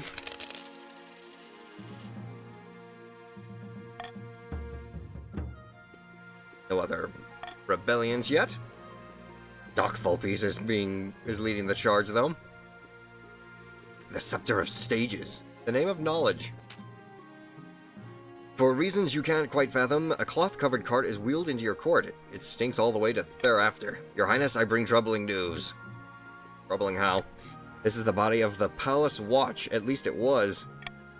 He was slain a few months ago in your castle after trying to kill you, don't you recall? The bear? Just so, Your Majesty. It is he, transformed by some terrible curse. With your permission, I'd like to study him further to determine the curse's origins. The University would pay handsomely for the privilege, Your Highness. You may study the beast if you think it'll help. You permit the study of the creature, despite the clergy's grumbling. Weeks later, the startling news reaches your ears. There is a massacre at the university, with a similar beast killing a score of professors and students alike, including Professor Drayton. This time, no chances are taken. The dead are burned immediately, including the beast, felled eventually by the City Watch. You hope this is the last you'll hear of this curse. Increased security. Bad news, Your Majesty. Remember how you increased the security guard for your wife's speeches? What has she done now? At her last speech, the common folk pelted her with tomatoes and rotten eggs and dung and an entire turnip, which broke her nose. At which point Kamala lost her temper. She ordered the Palace Watch to wade into the crowd and start swinging their swords. This is just great. How many dead in total? 12, Your Majesty. 11 peasants and 1 watchman who slipped on a tomato and accidentally impaled himself on his own halberd. Given the circumstance, it could have been worse, but the common folk are on the verge of a full-scale riot. For what it's worth, I'm sorry. I should have kept a cooler head.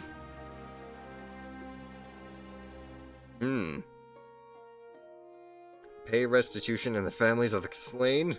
Publicly defend your wife's actions? For what it's worth. An apology toward the kingdom. Of course, I will wear my feet down to stumps traipsing around this kingdom. I will bow and scrape to the every last flea-bitten peasant who crosses my path. For the next 3 months, Kamala travels the kingdom begging for forgiveness. The common folk don't exactly welcome with open arms, but at least they're slightly less likely to riot. And the Scepter of Sages. Your Majesty, I have the most exciting news. Our hired adventurers have discovered the ancient manuscript hidden deep beneath the mountains. It speaks of a Scepter of Sages, and it's clearly written by Queen Amala herself. I'm worried about what would happen to the kingdom after she died. She hid the Scepter of Sages, so her enemies couldn't find it. Good work. Queen Amala was here, I'd give her a piece of my mind. It's in a warren of caves within the Black Weald Forest. Your Majesty, near the capital. It's been under our noses this whole time. I've taken the liberty of sending out more adventurers. They'll clear the area and get inside. Send them on their way, as you wish. As soon as the adventurers return, the treasurer comes to tell you news. Have they found anything? Most delightful news, Your Majesty. The adventurers have found a golden door beneath the forest, which matches the description of Queen Alma's manuscript. A golden door? Break the hinges and sell it? The scepter would be hidden within, but the scepter of sages can only be found by a monarch who's strong of purpose and true of heart. How can you prove it? Queen Alma wrote a ritual on for the monarch to prove themselves worthy of the scepter. If we go into the cave, I can read out relevant passages while you set it all up.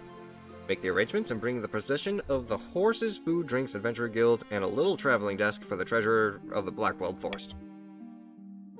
Your wife's coming too, riding beside you. I must say, this is all very exciting. I can only imagine the scepter will look very good on you.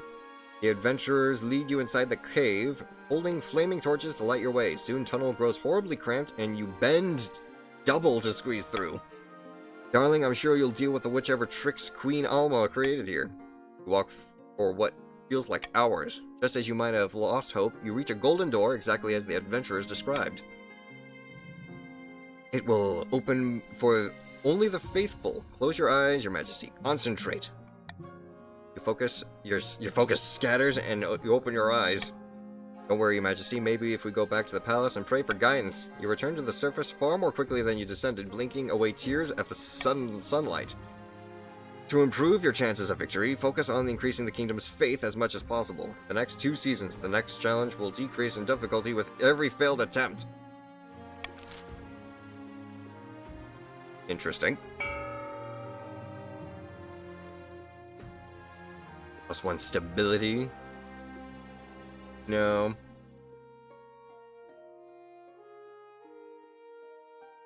We'll stick with what we got. No rebellions just yet. However, we have 2 people that can rebel now. The Plague of Rats. Brandy Wild Wolf strides into the council chambers, distraught, weaving a dead rat by its tail. The fields and barns of the south are overrun by vermin, and we've no more poison for these horrible things. We can't cope anymore.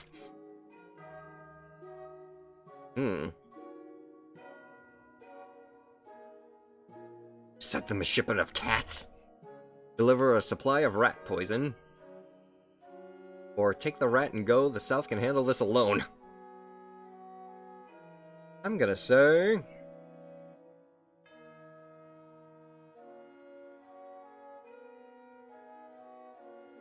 I say let's give him some cats.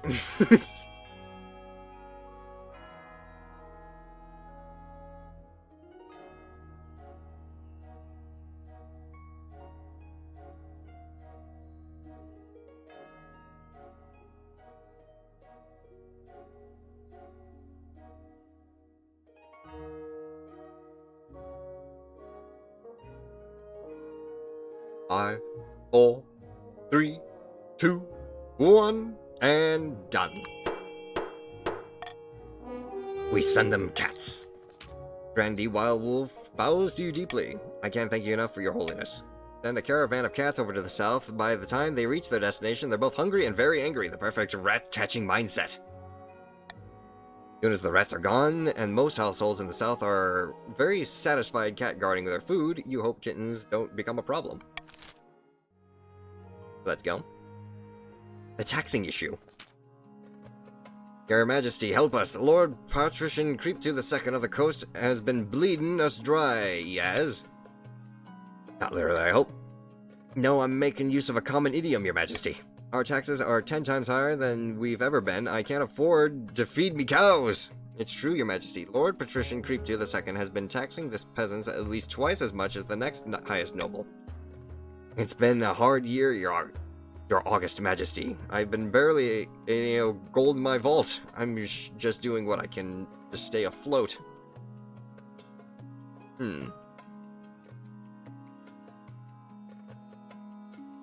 What about this poor peasant's cows? The matter of the council's consideration? You're clearly having a hard time. I'll let you off. Excellent, I believe you saw sense, Your Esteemed Highness. But think of me cows, Your Honors! Think of me cows! Over the next few months, Lord Patrician Creeptooth II becomes rich once again by jacking up his taxes. The other patricians follow his example gleefully. Oh, but that hurt my farming now, didn't it? I needed trade and faith, right? And the Wandering Bard. Your Majesty, a traveling bard says she has come to compose a song for you. Not just any bard, Your Highness. The bet in all the lands. Sally Six Fingers, they call me. Why, of course, in fact, I have the tune, diverse all but ready. I have saved my best work for you, my king. All I require is a subject. Should I tell you the masses about you? What would you like to inspire? Teach them to love me. I will do so, Your Highness. Absolutely give me but a few weeks and everyone in the Crownlands will know of your benevolence. Hey, what up, Tiaku? Who's winning? It's kind of a tie right now. Brand need only about a small payment of 500 gold for the time. Deserve more than that. How about 1,000? I will pay you quadruple. Make it worth my while. How about we just go ahead and do this? The bard nods enthusiastically and heads out to your building. Well, let's go. The song has desired effect, with everyone praising your good nature. And got a rebellion. As well as everyone completed their stuff. This is where shit goes. Yeah, this is where shit goes, hits the fan. As long as those bastards at the Crownlands held us down, too long have they called us heathens and mocked our way of life. Aye, now is the time that we take up our axes and fight back. Morgana is with us. We'll burn their churches and string up their lying priests. Aye, now I ask you, brave chiefs of the Free North, where will we strike first? We can launch a preemptive strike against the patricians to cripple their military capabilities. If we suspect the grandees may join our cause, we can call them to war. They'll become more likely to join us if the king's authority is low. Or finally, we could send them off on an assassin to nip this in the bud. Dishonorable, of course, but convenient.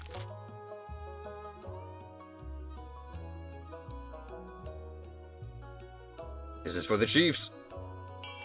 A preemptive strike on the patricians.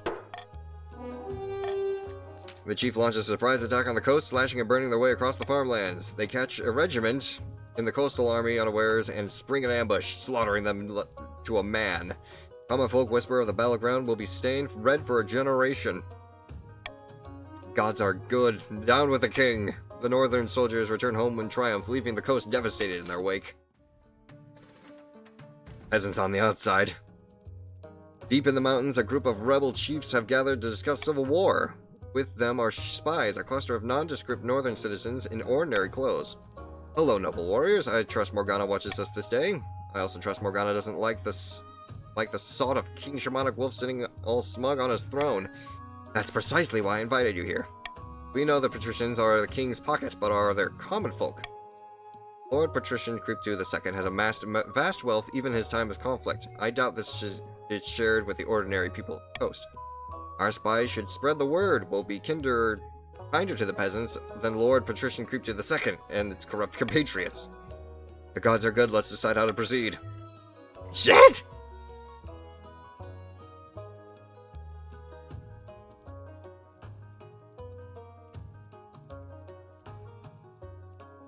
Well, I can easily say the North Chiefs are definitely winning so far. Yeah.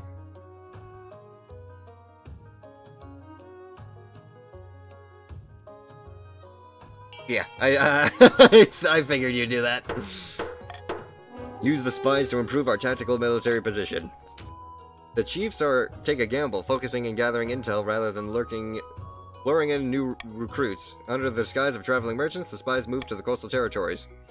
While scouting the furthest edges of the coast, they uncover a hidden spy cache from a far civilization. Not only that, the cache includes a coded journal listing the planned troop movements of the next strike.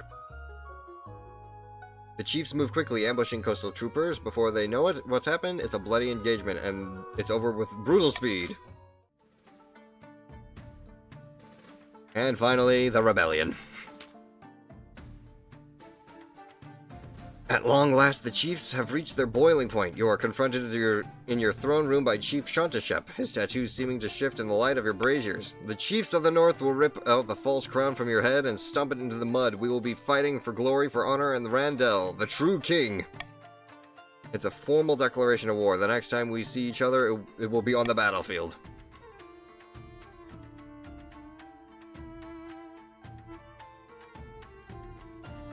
Seize him! Traitors get to the chop. What? But you can't do this. I'm an envoy, see? See how the king's tyranny grows worse by the day? Your watchman wastes no time. Chief Shantashep is dragged out by the courtyard and his head struck from his shoulders. I didn't expect them to move so boldly, Your Majesty. What are our chances against these rebels? Let me put it this way, Your Majesty. Everyone in the palace who understands the situation has wet themselves. The leader of the rebellion is Chief Doc Volpes. As for the uprising, they're citing your vast transgressions, mainly your greedy plundering the royal tombs. Urge to murder, rising. Yes, Your Majesty, hold on to that feeling. You'll need it. That's right, Your Majesty. The kingdom is divided. There will be a death of suffering from all that is over. I can't wait. I'll go dig out the trebuchets.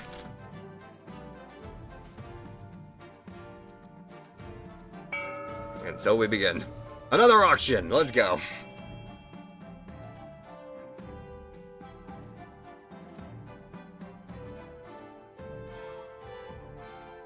If anyone needs a better view of their money, here you go.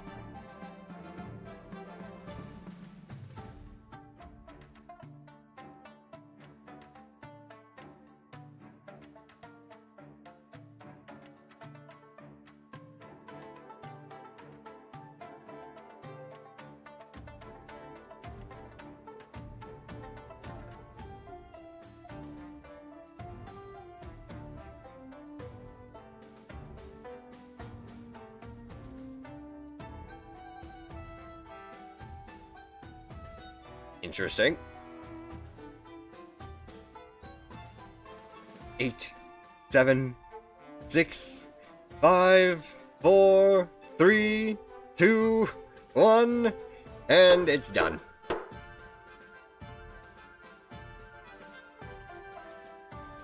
Buildings have been funded. And there's a rebellion.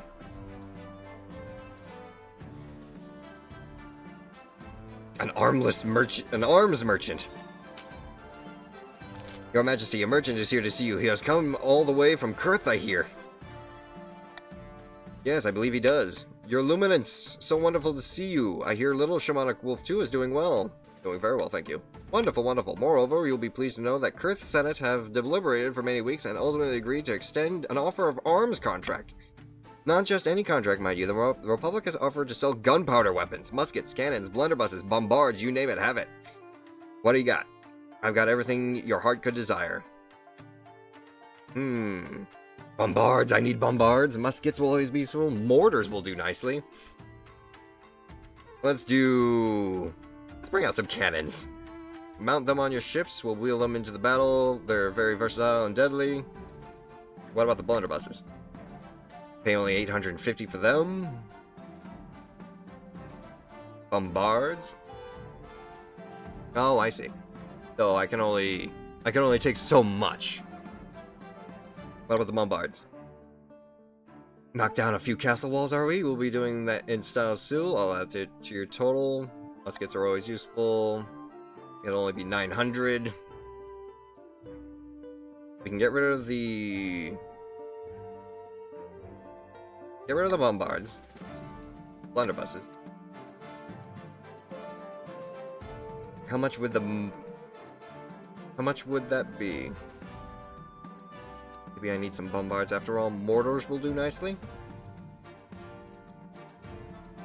Because that's gonna cost 1,000. That's gonna cost like 850.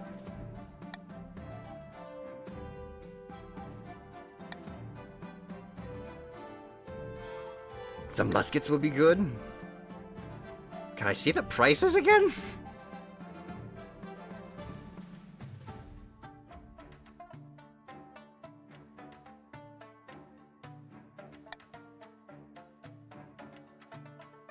Let's see what we can do with that. Your total is 1,750. Here you go. Most of the new farmed arms to your loyalists. Let's give our military power to the Grandees.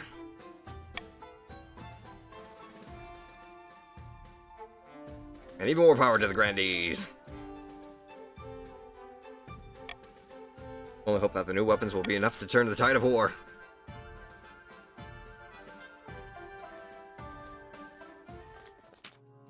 Sickness spreads. Your Serene Highness, a terrible sickness is spreading among my troops in the coast. What kind of sickness? We've done a lot of digging, a lot of latrines, and a lot of graves. What can we do about it? If we let the disease run its course, we'll have lost a lot of soldiers. We can't afford to lose, but I'm not sure how much we can do. Perhaps the council will find a way forward.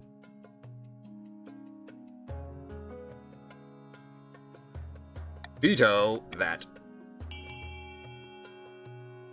Quarantine the disease in order for the healthy to be, and order the healthy to leave them behind.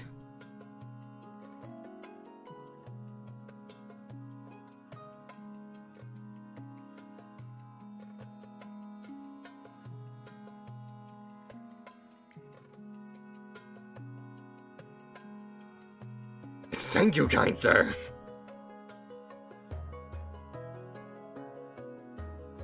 Continue.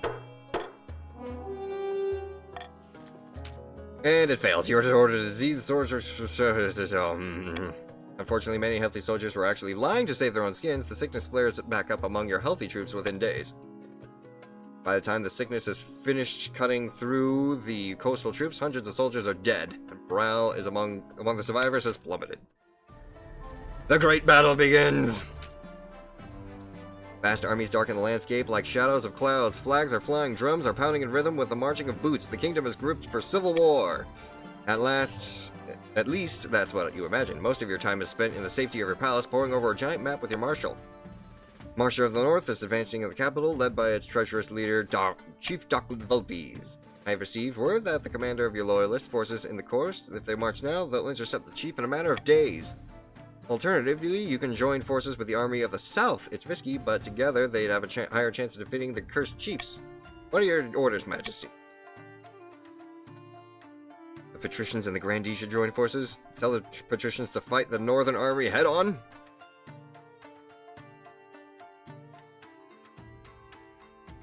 What forces in the coast? Yeah, there's practically anything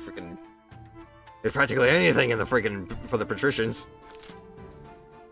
But they should join the forces because... Oh, no, wait. They're all sick. Fight them head on. Very well, Your Majesty. I relay orders to Lord Treep II, the commander of the field. Hopefully they will do as they're told. God knows the treasury that's thriving on the battlefield. We have our orders, but we should follow them. Should we follow them?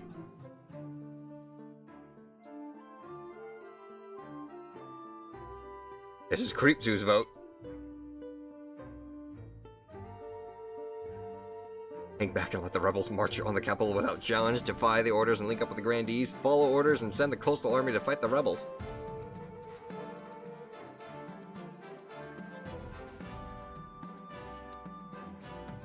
We have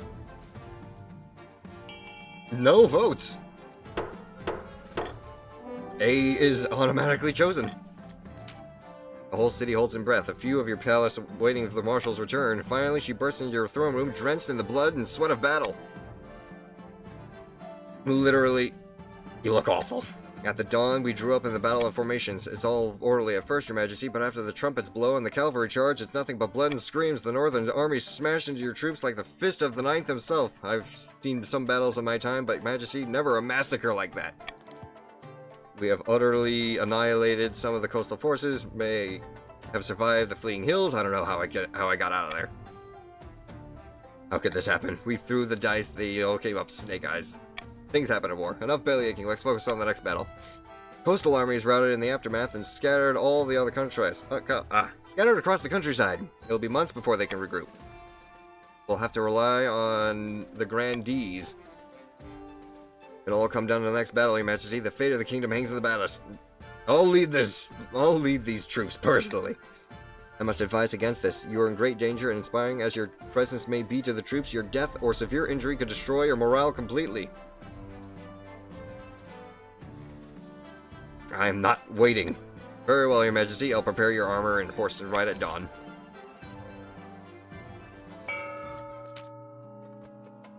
Sitting at the bench outside of a son's wheat villa, two patricians of the coast meet to plot the last scheme. What do? I owe this pleasure, Madam Treasurer. Oh, give it a rest. You already know I'm here. It's just a hurry up, shall we? Where do I sign? Here, here, and here. There you go. You've got what you wanted. Of course. Goodbye, Madam Treasurer. Do my eyes deceive me? Was that the royal treasurer you were speaking with? Indeed, my friend, good news, but the king's gold running out, and the treasurer is milling to sell off the king's roads and bridges. As soon as the kingdom will be ours, but what will we do when we own everything?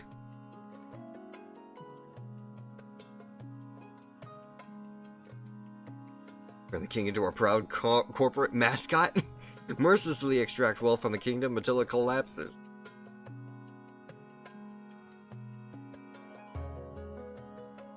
I do believe creep too.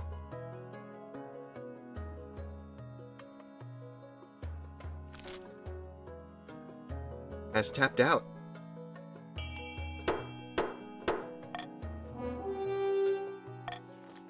We've invested a lot of money in this kingdom. It's about time we started returning a profit. But what about the king? Won't he try and stop us? The key word here, my friend, is try. The final stage, they must lower authority to 1 or less.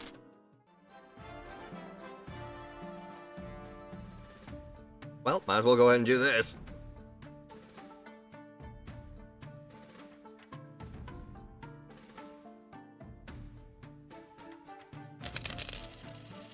That's all I can do. And the rebels have basically won by points. Triumph in the rebellion. Your marshal rides out to lead your forces against the rebels full of confidence. When she returns a few days later, she's on a stretcher. One of her legs is a bloody stump. Bad news, your majesty. The rebels are far stronger than we participated. Someone fetch a physician. No, too late for that. I led the armies, the patricians, and the grenadiers out to their final last-ditch battle. We could not win. It's a massacre. Thousands of lives lost in the space of a day. And what of the good news? I didn't say there was any good news.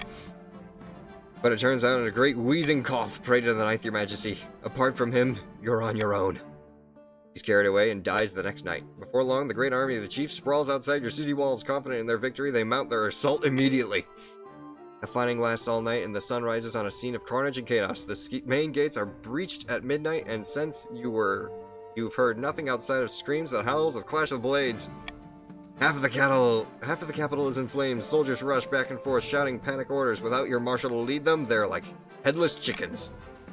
Your honor guard are in the streets outside of the palace, building a barricade and organizing a last-ditch defense. Vital work, but you're vulnerable without them by your side. The royal court is empty except for you, your wife, and your son. Cradled in the arms of his nanny, is crying and giving you a headache. We'll be alright, won't we? We'll survive this. Up to the ninth. I suppose so. You wait and stew. Outside, the screams and clashes get louder. Finally, your spy master arrives, out of breath, her face stained by smoke and blood. They'll be here any moment, your majesty. You must saddle your horse and escape the city. I know a secret passage. Excellent, we're saved. Show me where to go. You follow the spy master down the hidden trapdoor behind the throne. Camilla accompanies you, as does the nanny, still holding your son in her arms. Capital is lost, but you can get it back. The patricians have agreed to shelter you for while you plot your revenge. At least some are loyal. After crawling down a street tunnel for what feels like hours, you spill into a leafy courtyard. 4 horses are waiting. As you saddle them up, you hear a wet thud behind you, followed by the sound of rolling across the floor. Your spy master is lying dead on the ground. Her head is missing. Chief Doc Volpe stands over the body, flanked by a dozen soldiers, their battle axes stained red. Never liked her. Ideas above their station. Your nanny runs off, still clutching your son in her arms. At least they have a ray of hope. Even if you die now, your heir still lives. Chief Doc Volpe, please, have mercy. What have we ever done to you? Quiet. You have nothing to fear. I am not here for you. Let's get this over with. As you wish. With a triumphant smirk, Doc Volpe makes a sharp gesture. The northern warriors step forward, battle axes at the ready. You can pray to your false god, but it'll do you no good. Morgana has spun the fates against you. Fight! Empty hands can do little against armor and swords. You are given a vicious beating, and the fight is draining you. Instead of killing you, the soldiers seize you and drag you toward the palace. Your ordeal isn't over. Your wife is dragged off too, kicking and screaming. You never see her again. You can only hope Chief Doc Volpe's Nightwolf! Aru, Nightwolf. Join us in Welcome the in. chorus as we celebrate the unity of our pack. Together, we shall roam the wilderness, embracing our primal instincts and honoring the spirit of the wild. is now following. Welcome to the pack. Little Mosshead, thank you very much for the follow as well. And welcome in, Raiders. I certainly hope you had a wonderful stream with Nightwolf. You guys came in at quite the interesting time where I'm basically being betrayed and being murdered by my council. Yes, everybody please follow Nightwolf VT, very good friend, a very awesome individual. What game were you guys playing? Enjoy the show.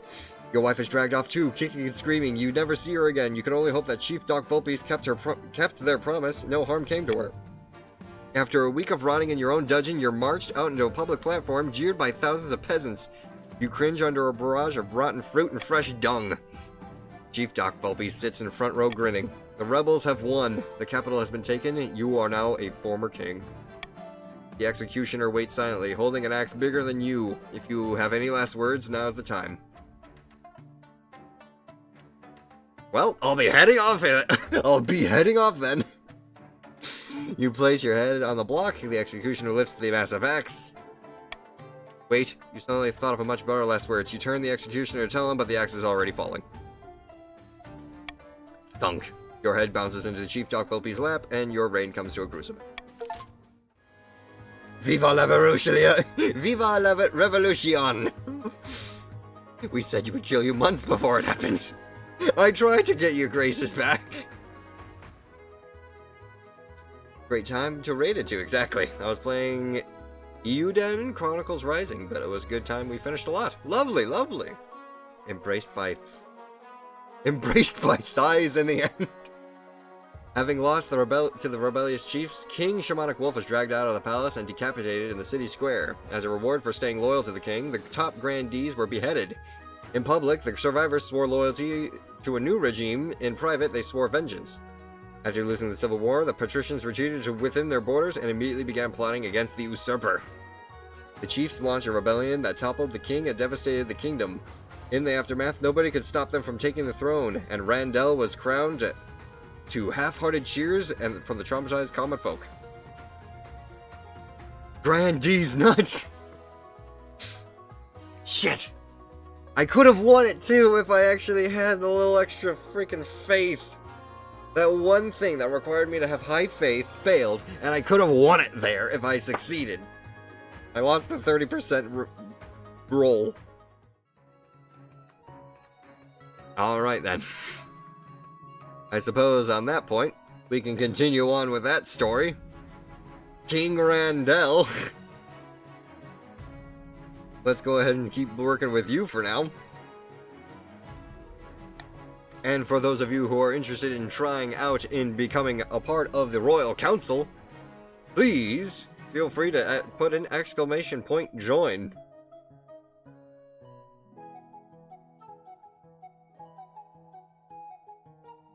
We've got Shanta Shep and Doc Vulpes rejoining the North.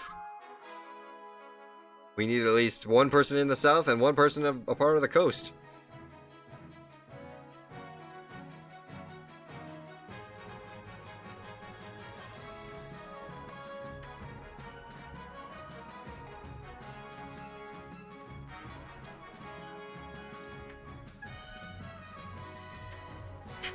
I can understand why people really don't want to try and enjoy the coast right now.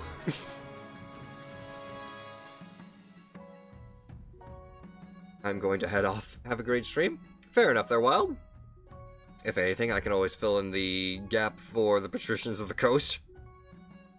Of course, if no one wants to join, you guys can you are able to participate. All you have to do is just click on the overlay extension, give it access, and then you can type in exclamation point join and be a part of the game. Influence the votes.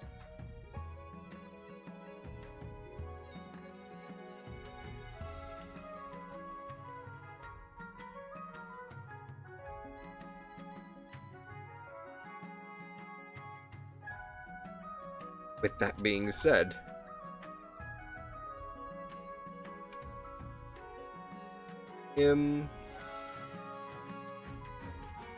coast. Done. And there we go. We shall begin. Everyone else is still able to join, of course.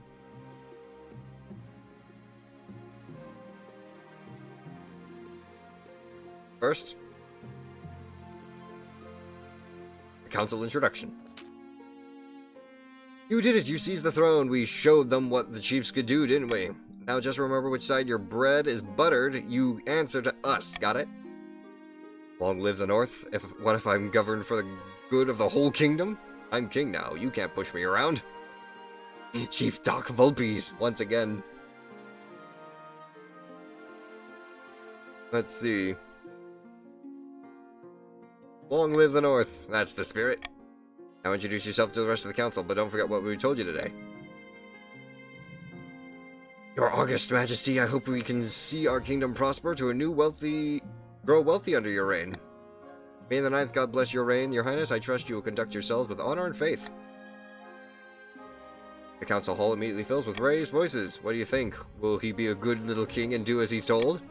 Too early to tell. We should have backup plan just in case. Last game it was the barons. Now we're in the north. Your Majesty, the history books do not look kindly upon usurpers, unless of course they prove themselves worthy of the throne that they have stolen. When you die, how do you hope the kingdom will remember you? Well, I can easily say right now, military goals are pretty strong with at least a 6 and a 10. It's just building up the patricians back. So how about it? The North won through usurping. Military goals should be what we go for.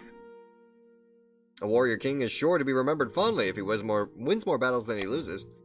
I suggest over the next few years you discuss on improving the kingdom's overall military as much as possible. Once you have an heir, I will return to discuss how your ambition is progressing. And the coronation. Your Majesty, you will have won the throne from the King Shamanic Wolf, but you must still answer to the council. As is tradition, they will decide what happens at your coronation. Let's get this over with. Everybody, have fun voting! Exclamation point, vote A, B, C, or D.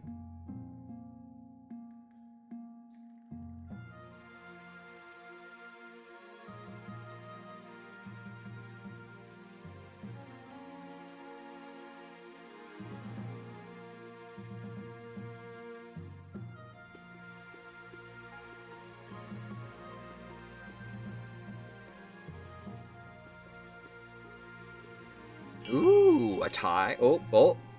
We got a 3-way tie. Interesting. Throw the king into the river. Troops shall bear the king through the streets atop a shield or hold a pagan northern ceremony. How's about we do the shield? Soldiers from across the kingdom take part in the parade. There's even outfitted in impressive new equipment for the occasion. As you climb onto the shield and hold your sword aloft, you realize that this isn't going to be easy. Your arm quickly starts to hurt. Your soldiers stagger and groan under your weight. Sure enough, one of the shield bearers trips on a loose cobblestone and drops you face first in a puddle. In full view of the city, at least the only thing hurt is your pride. End the season. Tristana, of the Tiaku Ergo lineage, legendary southern prodigy, stands bathed in sunshine, droning as in a daze. A false pretender occupies the throne, while my claim is ignored. Grandees of the South is a stain of our honor. We must not allow it to go unanswered. How will the Grandees handle their situation?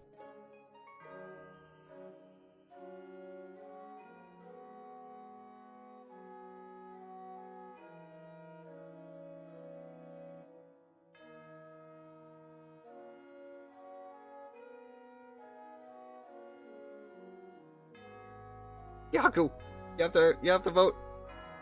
Exclamation point vote. There you go. I was getting concerned there. Intimidation, raise stability. The Grandees plan to hold the king hostage in its own palace. First, they must lull the spy master into a false sense of security. To advance their scheme, the Grandees must raise stability to 5 or more in 4 seasons. Already done.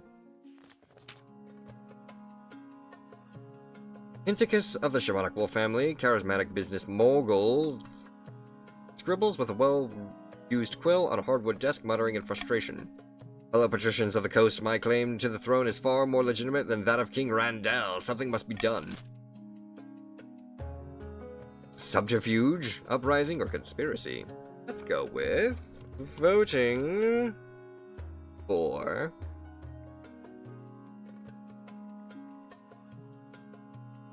You know what?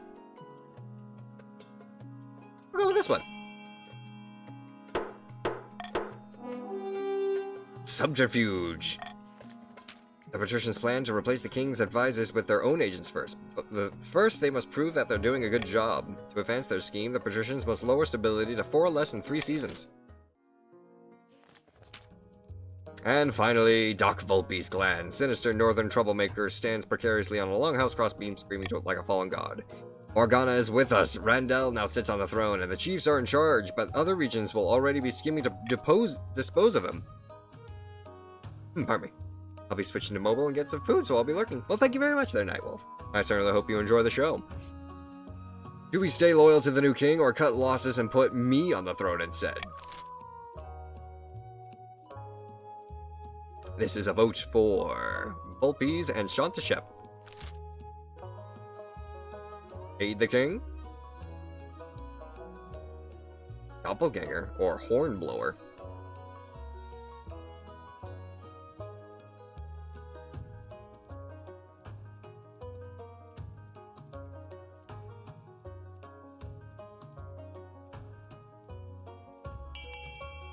Oh.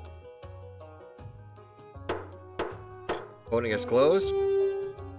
But because Shantashep voted first, loyalist rules. That settles it then. Long live the king, may he bring glory to Morgana. But we can always change our minds if Randall ever gets out of line. We can take up arms and get rid of him like the good old-fashioned way. The chief's goal is to aid the king by countering other region schemes as much as he can. They will win the game if the king produces an heir and completes his ambition. However, if defiance gets too high, they can still change their minds and rise in rebellion. The laws of the land. Stability if more than 50% of nobles vote for one option. Let's do it.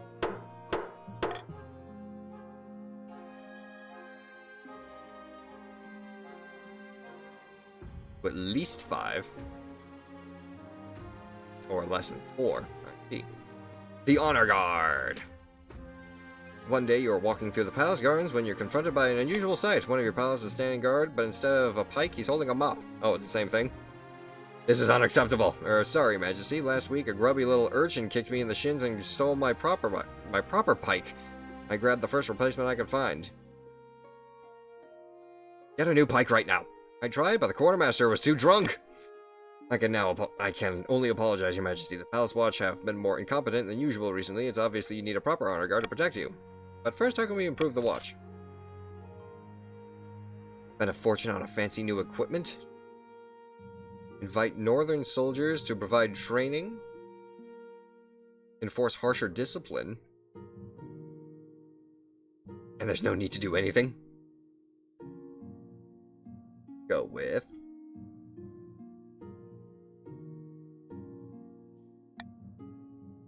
harsher discipline. Do it.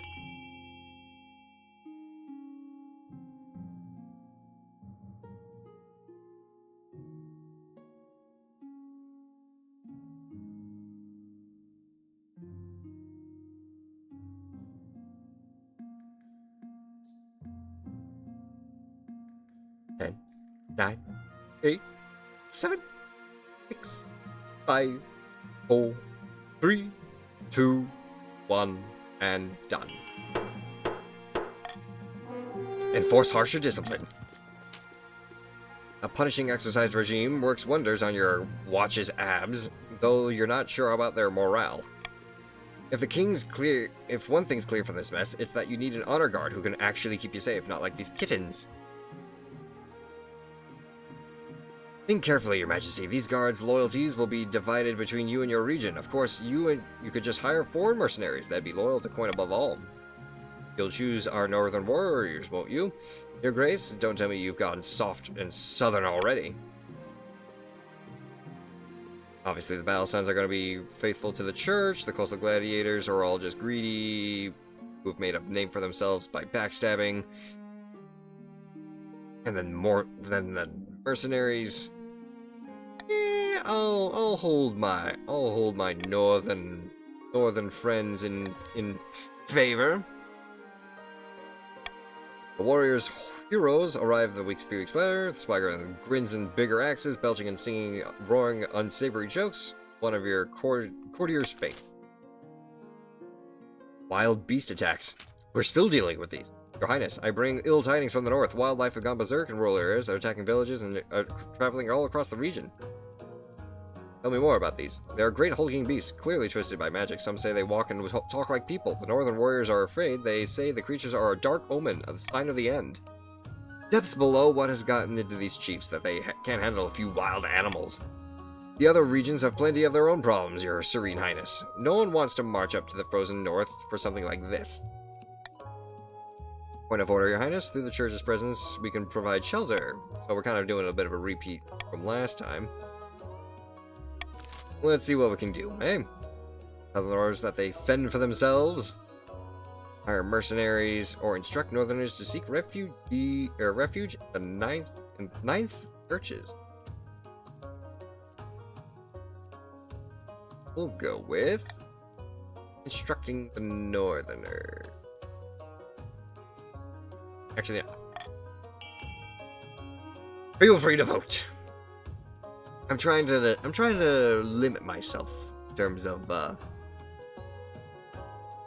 acting on the patrician's behalf. After all, I am technically playing for the king.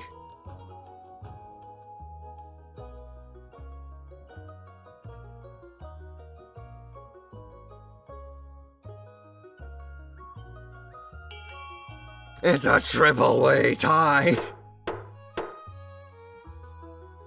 You must fend for themselves, hire mercenaries to bolster the northern forces, or reduce farming and increase faith.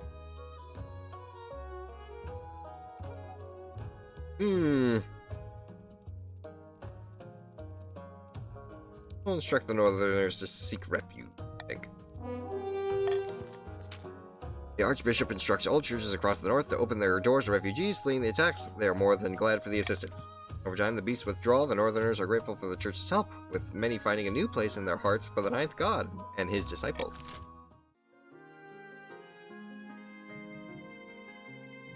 Diskeet in the south. Your Holiness, my peasants accuse me of hoarding wealth. Me! Worse, they're throwing down their tools and burning their belongings. Say they want to live an aesthetic life. That should be... What should I do? And that I should do the same. I see. They want to match their outfits with their decor? They want to have more exercise? I wish I could do that. What nonsense.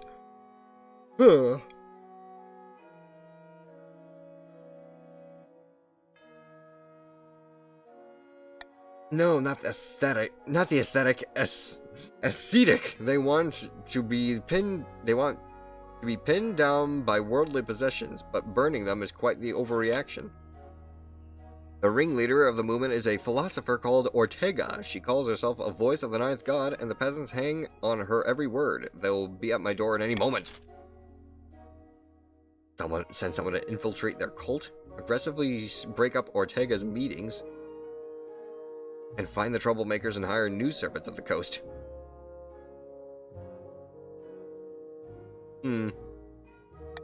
I say...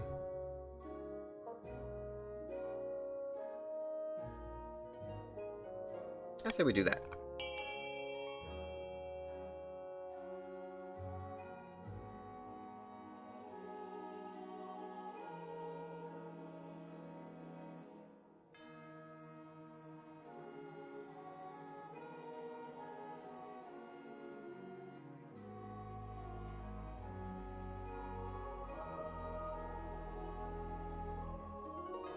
Ooh, fair enough.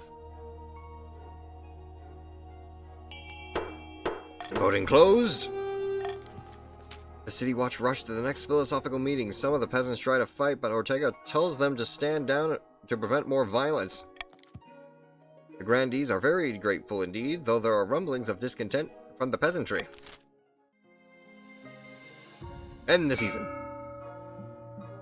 And begin our auction! Peasant, not wearing your hat. Better peasant.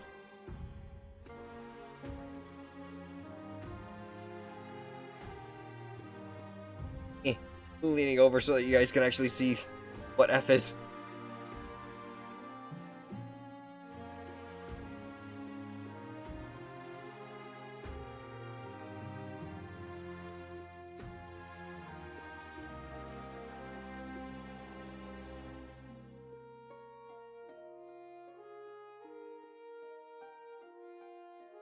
Got a lot of funding being thrown around.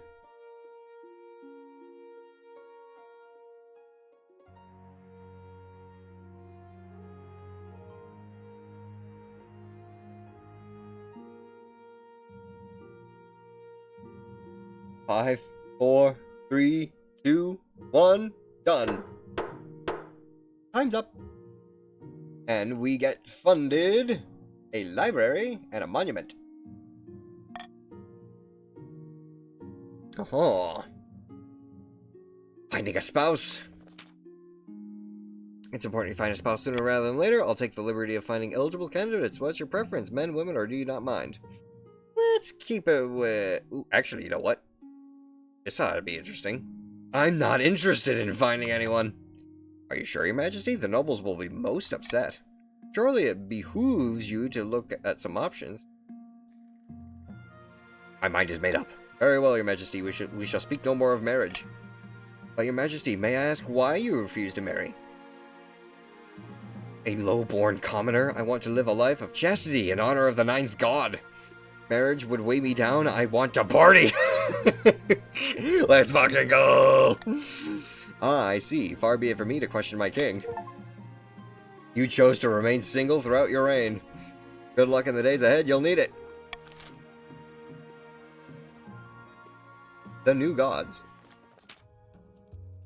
Your greatness, I've come to thank you for the Ninth Church, and the Ninth Church for your kindness during the so-called Season of Claws. Never thought I'd say it, but I'm glad for your help. The creatures' attacks have eased. I can only now imagine why, but I thank the gods for it, both the old and the new. Yes, all in a day's work and all that. May they never return. Once the chief has bowed his head and leave, your archbishop is quick to lean over to you.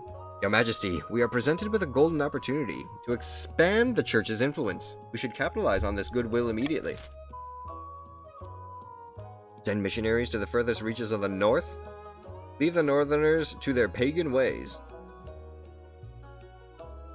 You know what?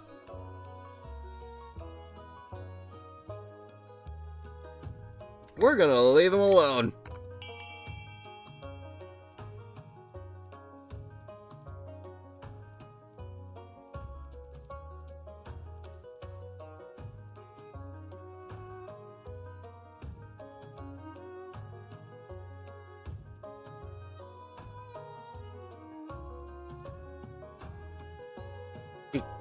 Seven, 6, 5, 4, 3, 2, and 1.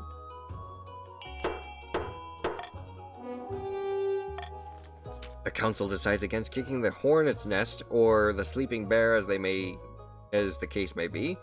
You reason the ninth god will judge them accordingly in the thereafter anyways.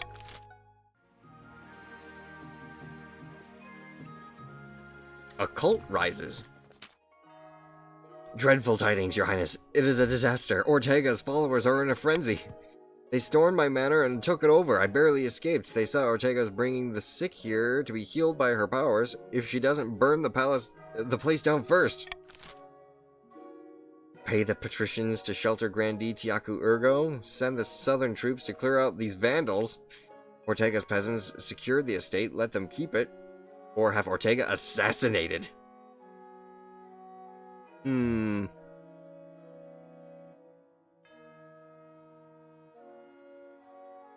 gonna say... one extra vote towards sending in southern troops.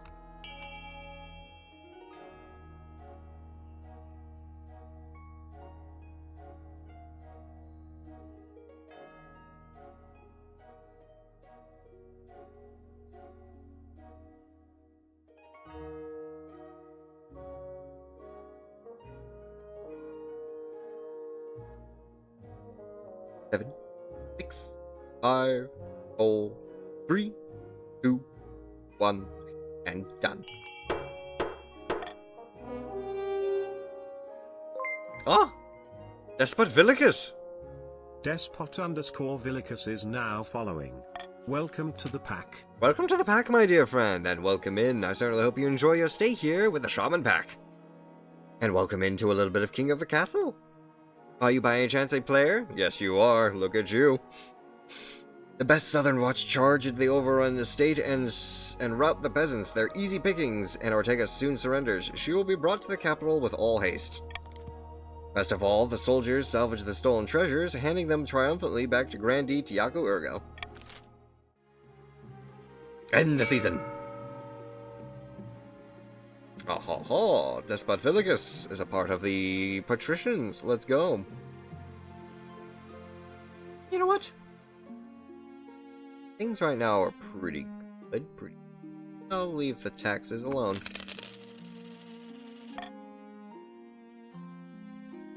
Food riots, philosophical meetings, and Vithrander. Your Majesty, creatures that have been ravaging our countryside. There are Uthrander. Uthrander, your greatness. People of the north turn to horrible creatures through ancient rituals. Were-beasts! You're not one of them, are you? No, your Majesty, of course not. I came to give you this warning, didn't I? The Ulthander are fanatics. They attack us because they believe we have turned against our old gods. They wish to see... Oh! Yo! Yo 66666666666 is now following. Welcome to the pack. Welcome. I certainly hope you enjoy your stay here in the Shaman Pack. And how was your day today? How was everybody's day today? Welcome in to everyone just joining. They wish to see the influence of your ninth god completely eradicated from the north. Your archbishop is incensed, but you calm him with a wave of your hand. A vote must be called. I got on another King of Castle match. I led a rebellion. Oh, really? You should have been around here for the North's rebellion. Ban all pagan practices in the north. Send monster hunters after the Ulathander leaders. Or invest the beast folk to the capital for an... Ooh, invite the beast folk to the capital for an audience. Interesting. I'm gonna say...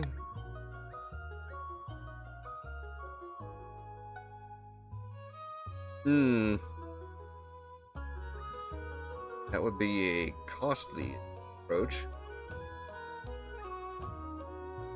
We can't ban all pagan practices in the north, though. That'll fucking cause riots all over the place. And then the beast folk for the audience? This could be interesting to see. Guys, if you're willing to accept that a little bit of defiance, I'm actually kind of curious to see how that would play out.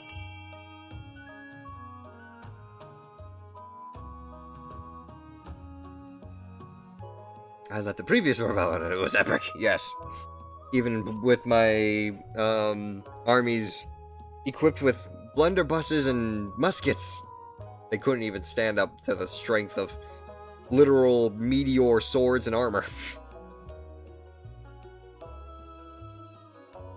It was actually quite interesting.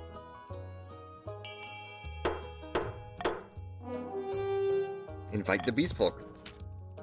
It's the only way to resolve the situation once and for all, but some of the nobles mutter that the northern heritage has made you soft on the chiefs.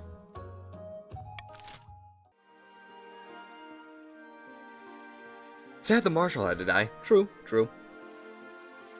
A philosophical meeting.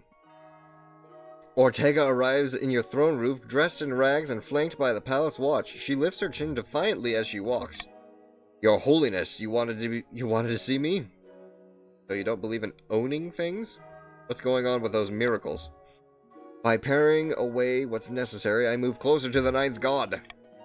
He was given me the ability to heal, and so I must use it. How can you claim to have anything to do with the ninth god? She is a heretic, plain and simple. By the ninth, I'm no such thing. He just afraid of whatever he doesn't understand. Exile her, have Ortega preach in favor of the crown, or have her executed. Interesting. I'll leave it up to you guys for this one.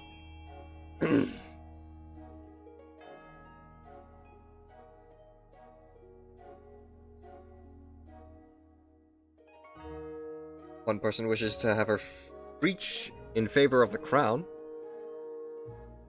Interesting. Favor seems to be winning. An exile? Interesting. I would figure people would want her excommunicated. Preach in favor of the crown. Who doesn't love a good coin toss? Truly. Oh god. I don't think I'm a suitable preacher for you, Your Holiness. We're not a good fit. Then you will be exiled. Fine. Guards executor. Well, shit. That coin toss kind of failed.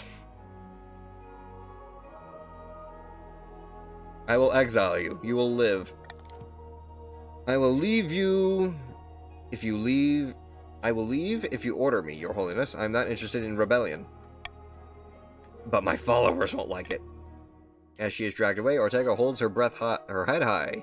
You had her shipped off to the lawless Isle of Sol, where she cannot bother anyone in the kingdom again. Apparently, she couldn't say very much. Or she didn't want to say anything. Despot Villicus, Your Majesty, the famine in the coast grows worse by the day. Riots are breaking out in the major townships from Thalasus to Calport. Starving mobs and pillaging bakeries, granaries, and the merchant houses. What do we do? Interesting. Order grain supplies to be diverted to the south. And the army to control the riots. I'm gonna say no spending money.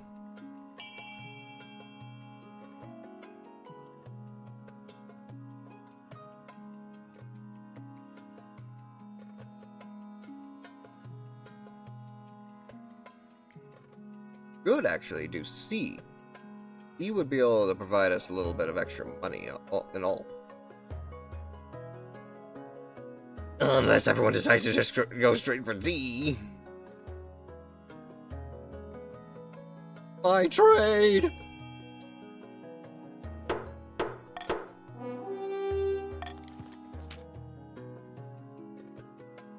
How dare you take our goods from us without compensation? We had very valuable trade deal in place. We planned to sell that grain to Sal for a steep profit. Now that gate's fallen through and I'm barely able to pay for the cargo space.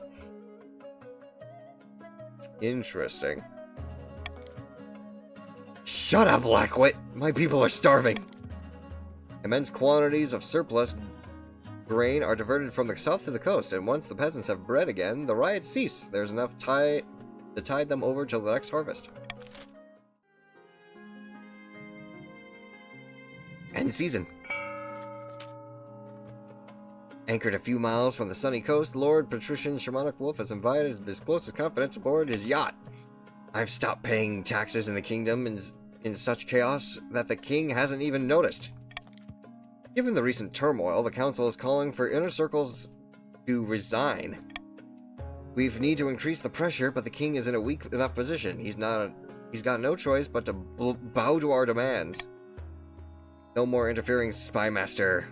No more marshal or chancellor or treasurer. The whole new inner circle shall be made up of patricians.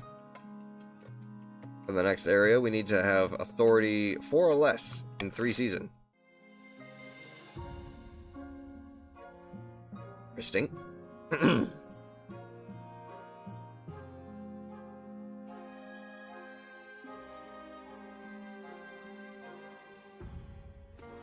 I'm gonna say Stop the count.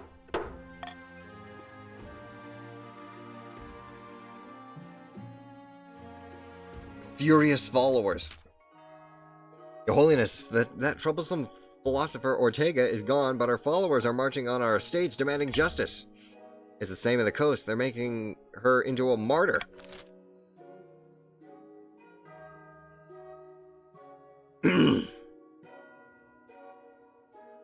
Ask the church to preach forgiveness on all sides. Pay the grandees to give amnesty to Ortega's former followers. We're gonna set this to 15 seconds. Put your votes in now.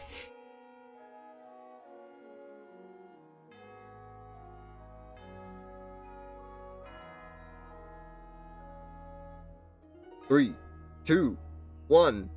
Oh, there. Voting is closed. Amnesty to Ortega and her followers.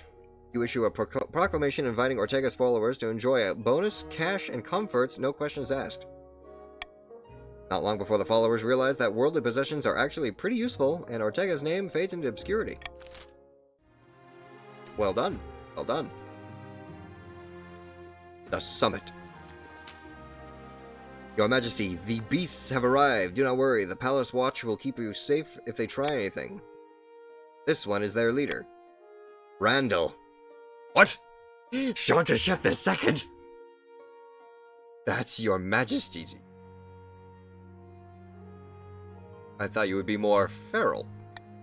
He snorts and shrugs. Appearances can be deceiving, Randall. Let's just get this over with. As it pleases you. The Church of the Ninth God must withdraw from the north immediately and never return. This is our demand. Chiefs have lost their way. We will show them, by the power of Valtor and the wisdom of Morgana, what it means to be a northerner. Absolutely preposterous. Surely you cannot even consider this, Your Majesty. These monsters should be shown the sword. Ooh. A lot of down and a lot of up. Defiance. Kill the beast folk leaders where they stand. Refuse to accept their heathenish demands. Or order the church to withdraw from the north.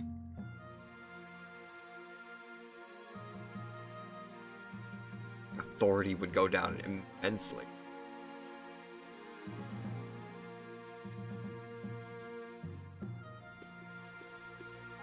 I say, be nice to your loyalists. This is true. This is very true.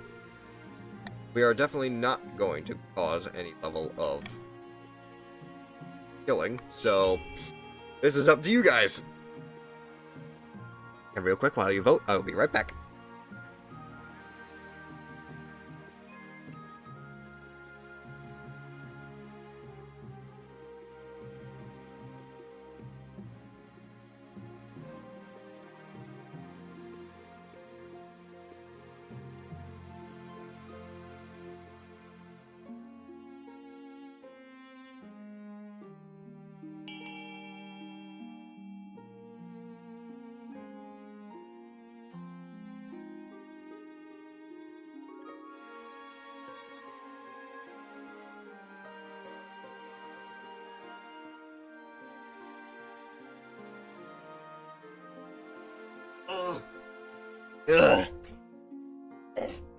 Alright. Oh god, whatever. Okay. Let's begin. Withdraw completely from the north. The Archbishop is incensed, as the other regions. The idea that the king would roll over so easily for the religious zealots has them questioning your authority. Oh shit. Theothander, for their part, agreed to return to their homes and stop fighting. In the coming season, they began rebuilding the north, though not without wariness of their fellow villagers. Famine. Hello, Your Majesty. I've traveled all the way from the north to beg you to do something about the price of grain. I can't afford to feed my family. A day of back-breaking work isn't enough to buy a day's worth of bread. She's right, and the grain prices in the north are beyond all control. Greedy merchants rake in profit while the common folk starve. Ooh.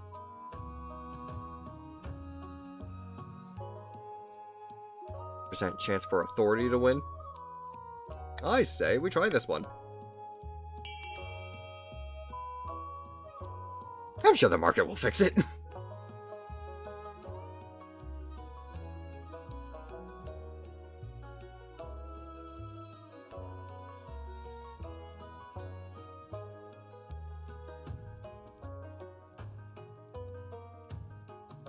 I do believe that would be it.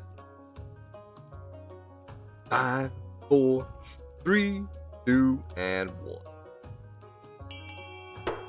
Let's see whether or not we win the dice roll. It's always helped us in the past, right? In fact, actually, yes. You place a strict price cap on the grain. While the wily merchants find a way around it, you order a few of them hanged as examples to the rest. Trade is struggling, but farming is good. Stability is now teetering.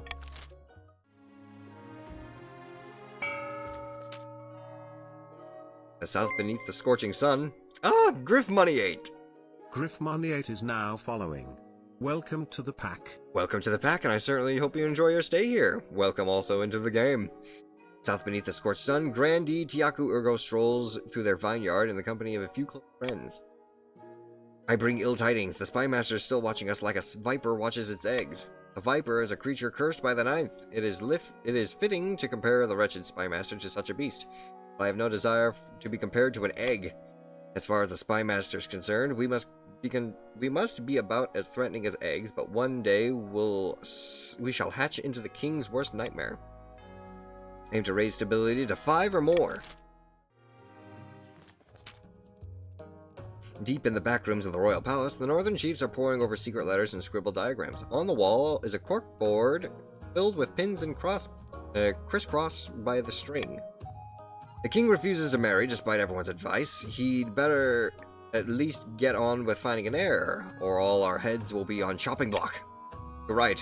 The kingdom's increasingly unstable, and I'd bet my grandmother's axe that it's the patricians' work.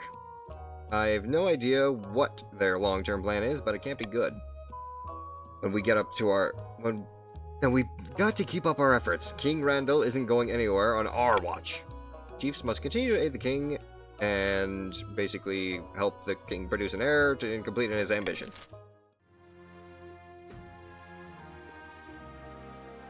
Rebellion revolt?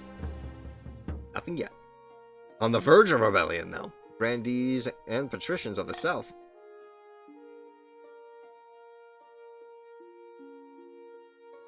Bankruptcy looms. Where did all of our money go? Couldn't possibly say, Majesty. Perhaps you have been spending a little too freely. Got a few options. We already know them. Let's see. I own the Royal Mint, don't I, to make more coins? Jesus, 10,000 gold?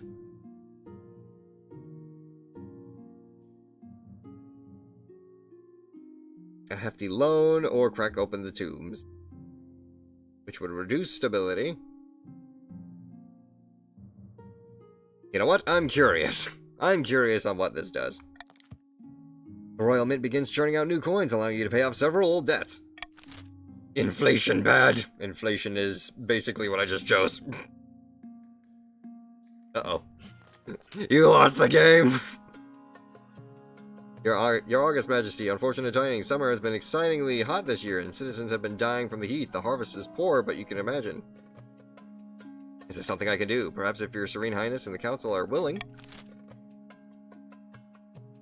Encourage regional immigration to supplement labor market. Mandate midday siestas. Force peasants to work through the summer. Authority, stability. Up. 4 or less. Ooh. I say we do this. Hyperinflation doesn't fuck around and is the absolute nuclear option. We're here to party, and we need money.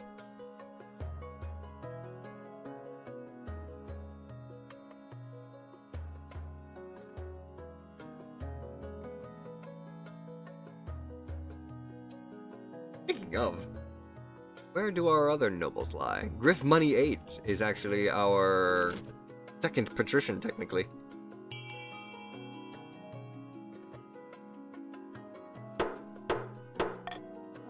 Finally, I'm home. Welcome back there, Gib.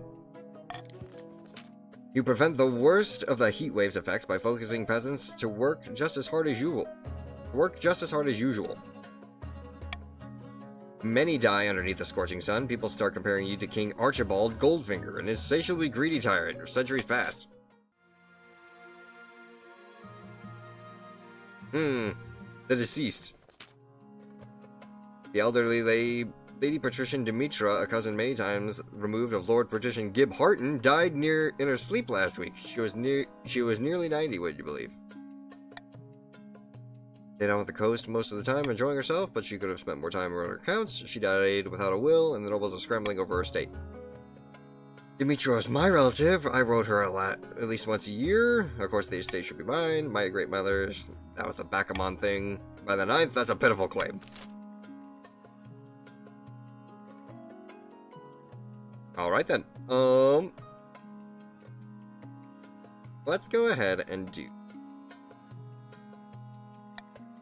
Claim the estate for the treasury? Let's go and veto that one.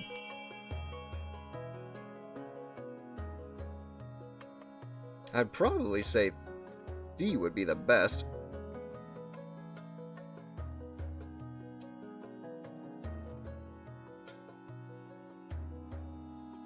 Give it to Shantashep II.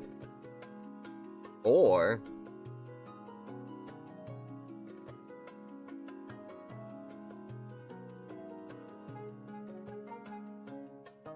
Shantashep II, then.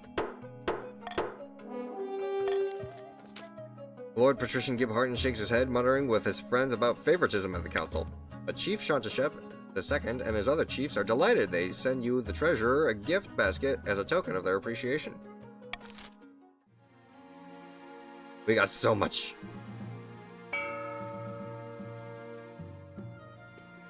And feel free to auction.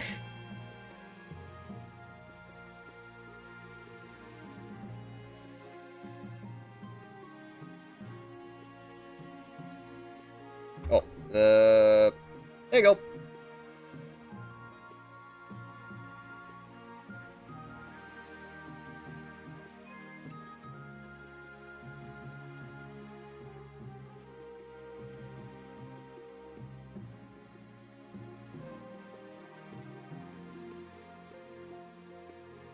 Funding F for 1,000? Everybody's funding F.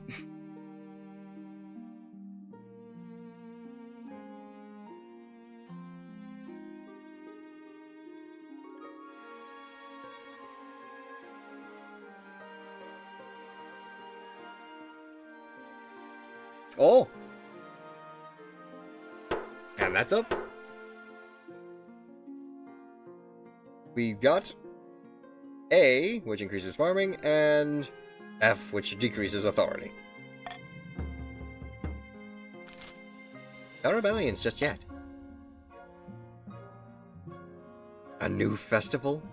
A vanity project. Losing trust in your advisors. Your esteemed majesty, you have noticed that the kingdom is not exactly going well lately. It's not your fault, of course, you're just being led astray. By whom? The spymaster, the chancellor, the treasurer, the marshal, all these unselected figures whispering in your ear. Who appointed them? Who can you trust? They're trying to do their best. You need the coastal patricians to advise you. We've got the quick wits and common sense that your current advisors lack.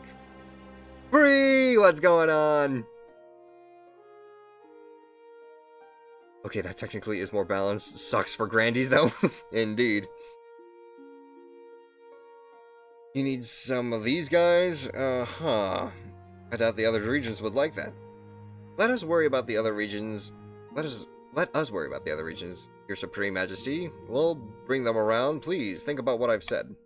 A few moments later, Lord Patrician Shamanic Wolf has slipped out of the throne room. Your Chancellor barges in looking flustered. Your advisors follow behind. Your Majesty, the patricians have been spreading rumors about, well, About me and the other advisors. What have they been saying?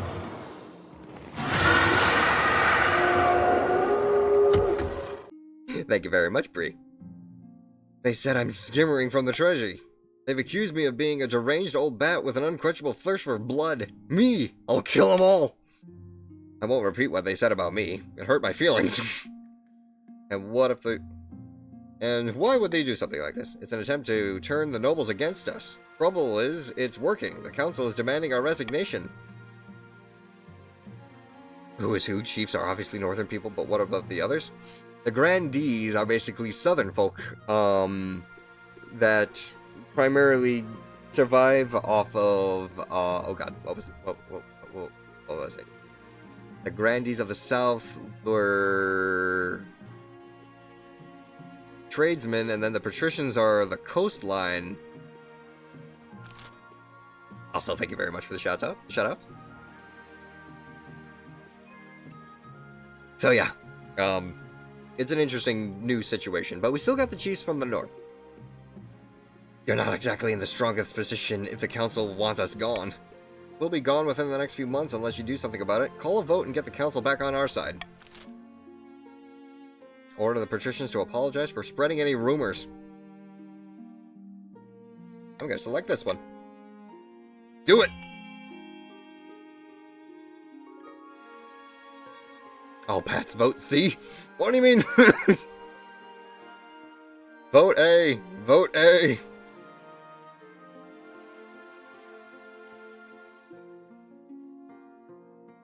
Monarch doesn't understand that we're outnumbered now. We do have other monarchs.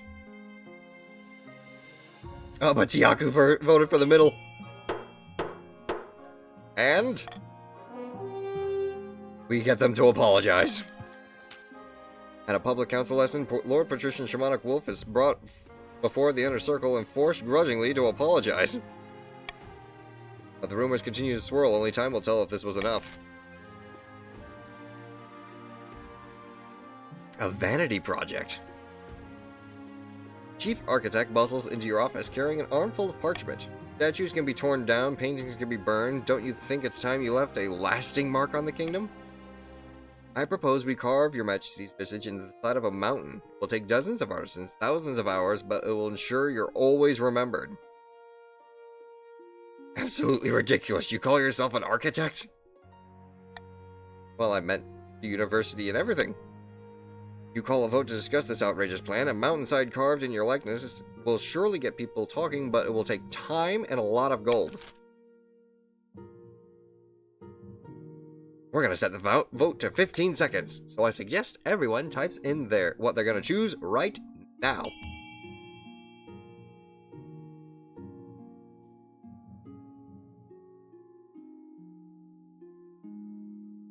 The loyalists should vote C.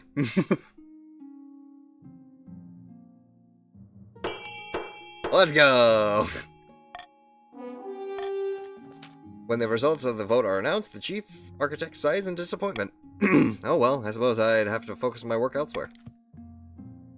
He decides to train up enterprising architects, builders across the kingdoms, sharing his knowledge. Many of the nobles make use of their new expertise and renovate their estates. And a new festival. Your Majesty, I was going through the history books and found a most intriguing tidbit.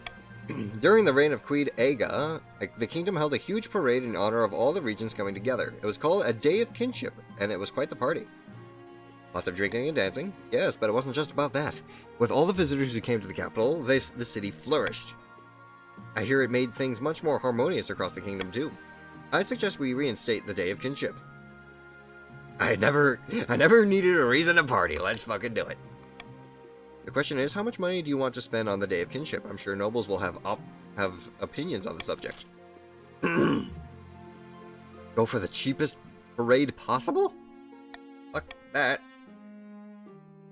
Pay a respectable amount, or just money is no object? Only the finest parade. I'll let you guys decide which one you want to go for.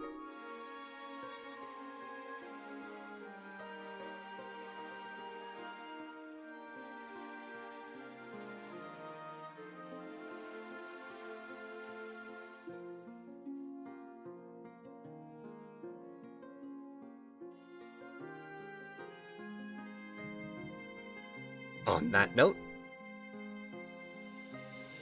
it is done. It's defiance or defiance and monarch wealth. I'm willing to pay. The treasurer looks worried but scribbles down notes. Stiltwalkers, contortionists. Excellent, I'll make the arrangements directly. He and the Chancellor leave deep in conversation. Soon, the world of Dea kinship spreads all across the kingdom. Guests are already planning their outfits. Let's bring this country back together, shall we? Somewhere along the coast, Lord Patrician Shamanic Wolf strolls in on Olive Grove, accompanied by his close friend. The council demanded a shake-up, but the king resists all calls to replace his advisors. There is little we can do while the king holds out, but something tells me his position is not as strong as he thinks. The patrician's aim is to lower authority to 4 or less. Money is good. I have no desire to try and do things, but reducing a little bit of tension would be nice.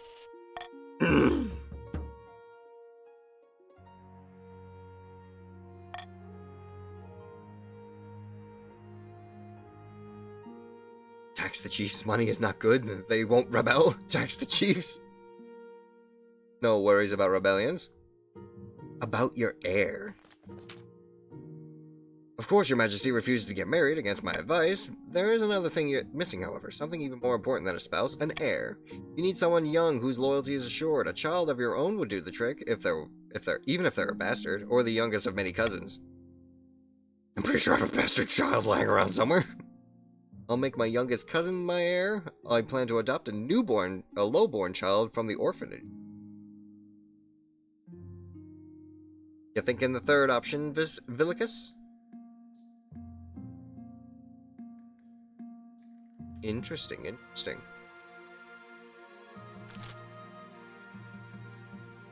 And what of the chiefs who are loyal to the crown? What do you suggest?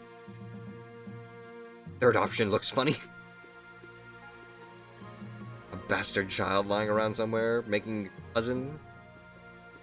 Interesting. It would be pretty funny. We're a king that lives to party, and during his partying, he may have accidentally got down to business a little too hard. The grandees only have one person. Tiaku, unfortunately, has been getting the short end. Everyone who's been joining so far has been thrown into the partitions. Let's do it. Why not? It sounds funny. And we go along with our party hard king. The church won't be happy, but they're keen to avoid civil war as we are. They will legitimize the bastard without as much fuss. I'll meet with the archbishop tomorrow. A proposition. Your Majesty, I have an idea. The best since lined parchment, I dare say. An expedition to Chur. What's that? The vastness of Chur, Your Majesty, the great unexplored and untamed continent far across the eastern sea, Chur. You have a lot of wealth at the moment, Your Highness. It's just sitting around collecting dust. Why not make a sound investment and spend on explorers to Chur? Who knows what they might find? Treasure, rare materials, ancient history, a new disease? It's a little bit too animated when she says the word disease. Why waste the money on such a risk? I don't think that's a good idea. He looks crestfallen, but nods curtly. Very well, Your Highness. Your pile of gold will remain a pile. Perhaps another time. The Day of Kinship. Your Majesty, the Day of Kinship has arrived. Today, the regions will come together in honor of the achievements of Queen Ega the Rencalator. And celebrate me, of course. And to show who's really in charge of this kingdom, this will be the best festival the capital has ever seen! Absolutely, Your Majesty. Thousands of visitors gather, eager of the glorious spectacle. Many camped out overnight for the best spaces. The streets are lined with stalls selling food from across the kingdoms. Your float awaits, Your Majesty. You ascend the steps of your parade float. It is tall as a small cottage and wider than an elephant. 10 horses wait to pull it forward. You chose to build the statue of the nobles of different regions cooperating. my predecessors, myself. Other regions. Upon the float stands models of nobles, happily shaking hands and proudly surveying buildings they've adorned. You take your place at the front. The horses drive forward and the crowd roars, but not with excitement. Someone throws a rotten apple at the side of your throat. It's followed by more old fruit and clods of horse dung. Your drivers hurry the float along as fast as they can to save you from embarrassment. As you make your way around the capital, other floats follow in your wake.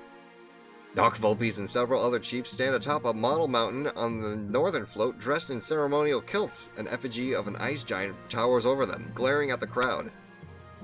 The coastal float is a singular crest on an ocean wave. Gib Harton and the other patricians are dressed in shimmering chiffon and shiny brocade, if I'm saying that right.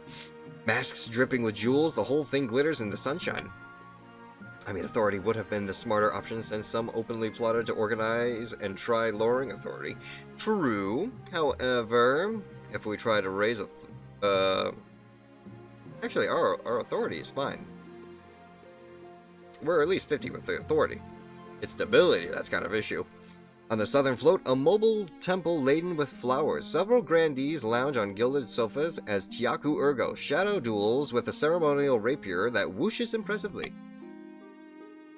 By the time your parade reaches the lush gardens of St. Cyrena's Park, it's sunset. Towering bonfires banish the dusk. Very jolly, eh, Your Majesty? The Chancellor's been looking forward to this for weeks. Can I get you a drink? Get me many drinks! She brings you back an entire tray of wine bottles. The rest of the night is a little hazy.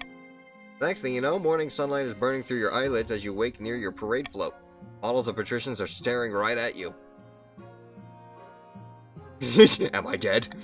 Nearby, Tiaku Erbo picks herself up from the wreck of the southern float. By the 9th, what a night.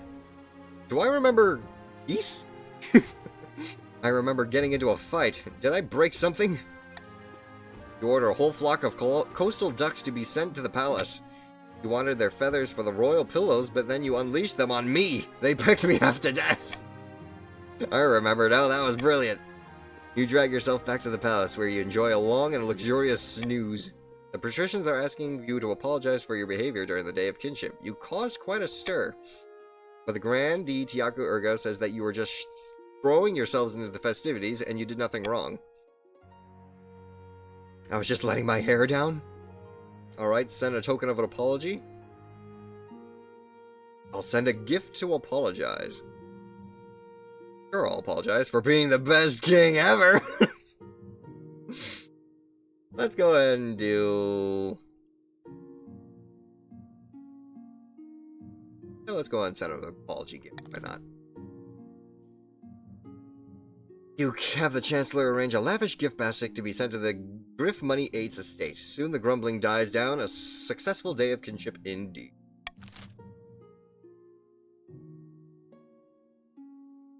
End season.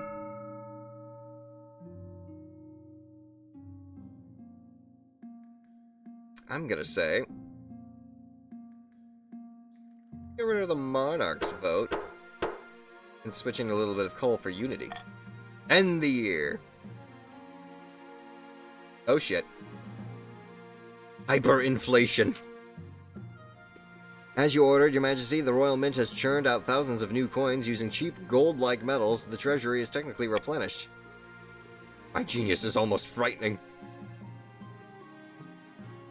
Sense a butt coming. But it's also devaluating the currency across the kingdom. A loaf of bread now costs 100 times what it used to. Something must be done. If it gets worse, our currency will be worthless. There's nothing wrong with this. Let it continue. Adopt an entirely new currency and declare the old one legitimate. Adopt a foreign currency instead. I'll set the law. Go ahead.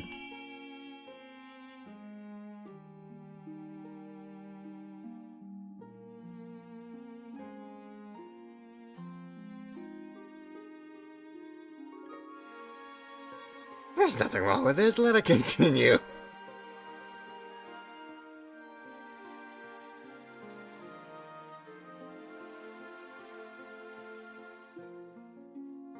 on! Whoa, shit! I'm broke! You slowly adopt the currency of Ashmedon's empire, resulting in kingdom-wide shame and loss of pride. Ashmedon gold is chunky and hexagonal, adorned with the sneering face of Emperor Semirath II. It's a good thing most of your citizens can't read Ashmedon, because you're pretty sure that each coin is inscribed with records of past military victories over your own kingdom. A clairvoyance visit. Your Highness, Your Majesty, Chief Enchantership II has been having prophetic dreams. It's true, I can part the veil betwixt now and some ways off. Give me a prophecy then. I look to the future and it speaks through me, no more, no less. For one thing, Lord Patrician, Gift Money 8, should beware of onion soup. And a plague of bees will bring doom upon Lord Patrician Despot Vilkis's household. What? Depths below, I can't live without honey on my toast? Please, Your Greatness, you have him foretell the future for the council. We told him we could gain insight into great mysteries. Well, my stability completely fucking sucks.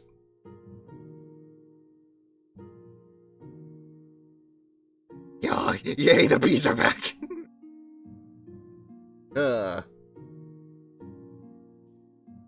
I say... I say just go ahead and do it. Whatever you feel like is best.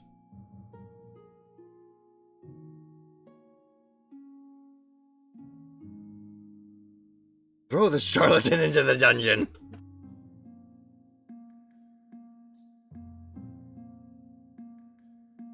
Make Chief Enchantership 2 the official council advisor.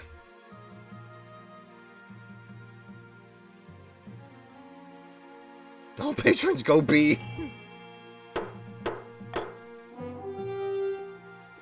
The official counselor. Wonderful news, Your Greatness. I certainly will not be a disappointment.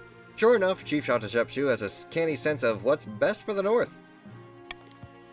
But other nobles start to see his mutterings as utter nonsense. It's more of a disguise for giving out special treatment.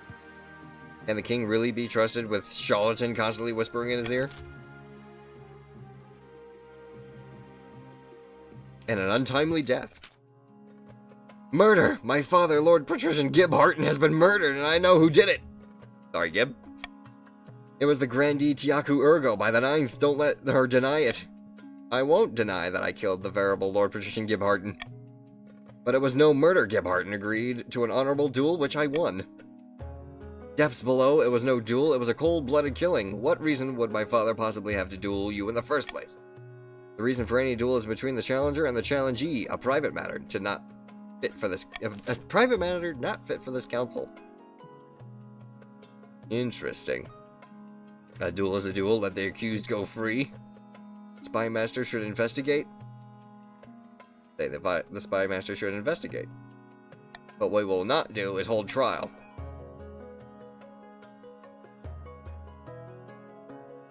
But then again, we should. What we won't do is let them go free.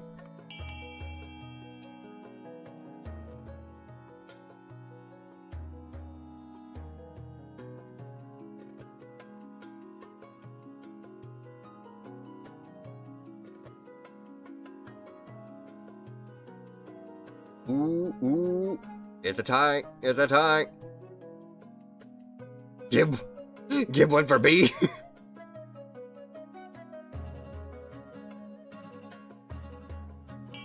Continue.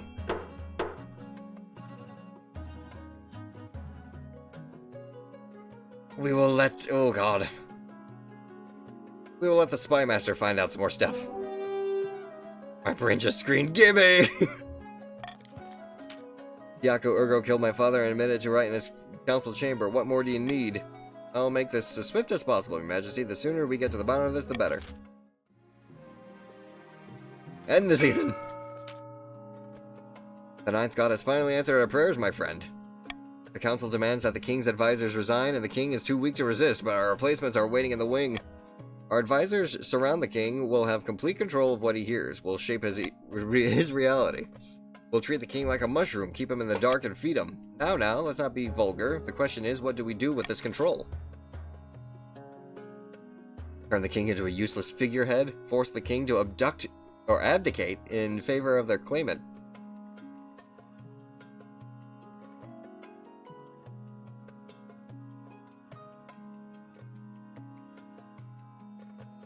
It's a tie.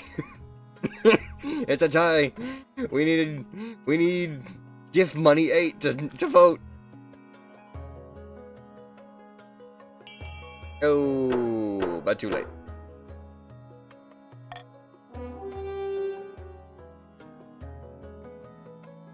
Force the king to abdicate in favor of their claimant. Once we've taken over the king's inner circle, we'll convince him to abdicate. For the good of the kingdom, of course. Of course, and appoint me in his place, I assume. Indeed. Won't the other regions be furious? Not if they despise the current king. They'll welcome a new monarch with open arms, even if it's a coast dweller. For the final stage of the scheme, the patricians must raise their region's defiance to a combined total at least 12, or ensure other regions begin a rebellion.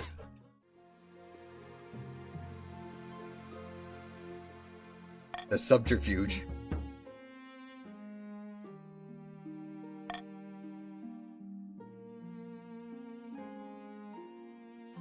Bankrupt. Here it is. She holds up a single gleaming coin. What's that? The treasury in its entirety. There's nothing left, Your Majesty. We're broke.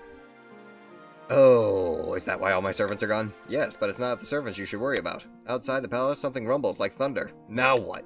The soldiers in your armies, even the city watch, none of them have been paid in months. They're marching on the capital. You better grab your things, Your Majesty. Run away like a coward. You run off into the stable, saddle a horse, and gallop through the streets as fast as you can with nothing but the clothes on your back and a single gold coin.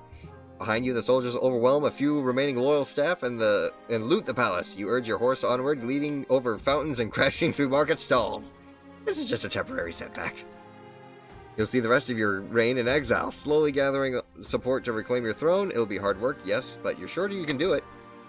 You're King Randall. You can do anything. You're not looking where you're going, and you run headfirst into a low-hanging sign, knocking you off your horse and bashing your brains out all over the cobblestone. Having left no heir, it's up to the nobles to vote for your successor. For among claimants, you only hope that they will keep the kingdom more stable than you did. The successor voting is open. Will it still be the North, or will it be Tristana?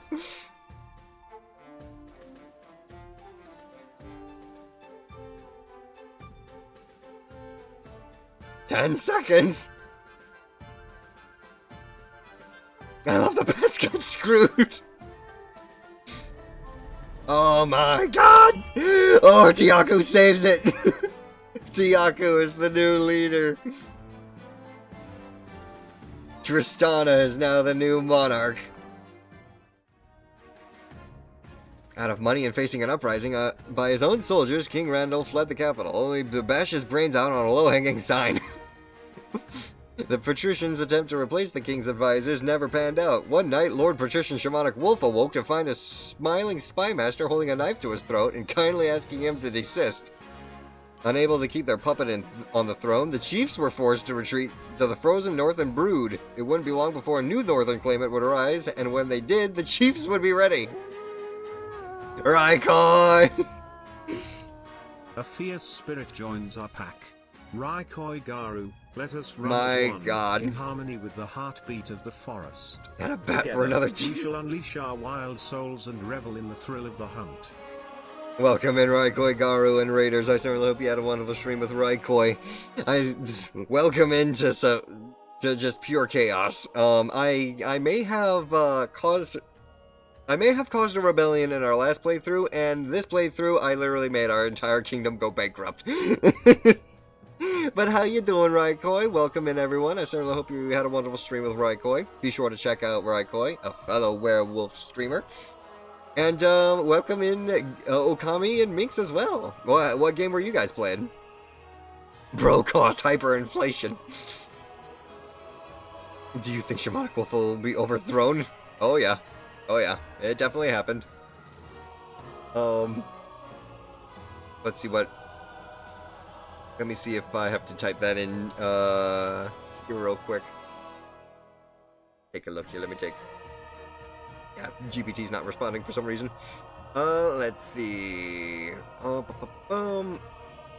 Where is my settings? Here we go. The question is asked. Do you think Shamanic Wolf should be overthrown? And should the new king... And should... Oh, God! Should Okami be the new king, and why?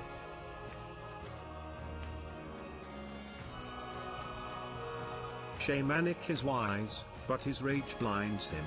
To lead, one must be guided by balance, not chaos. You have much to learn, young Shamanic. One day, perhaps, you will rise, ferocious and true. Fair enough. Oh, you were able to finish some Gunpla, Perfect Strike Phenom, and Battle Log, and started Kamiki Burning Gundam from Building Fighters Try. Very nice, very nice. But yes, the Grandees leapt to the power vacuum left by King Randall's death, and Tristana took the crown with the Council's blessing.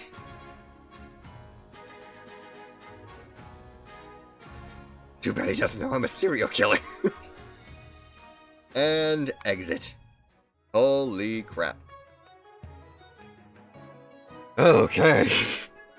Well, on that note, though, I apologize to say, but I myself will have to head out for the evening. This was very fun. This was very fun as always. But if you guys are still interested in seeing more of this, let me know, because, yeah, it is definitely interesting. But let us go and find ourselves a person to raid for the evening, shall we?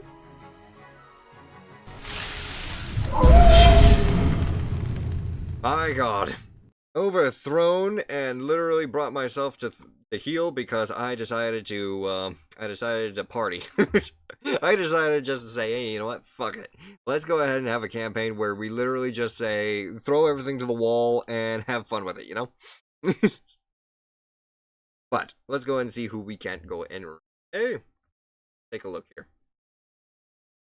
Oh my lord. Okay, that's gonna be interesting.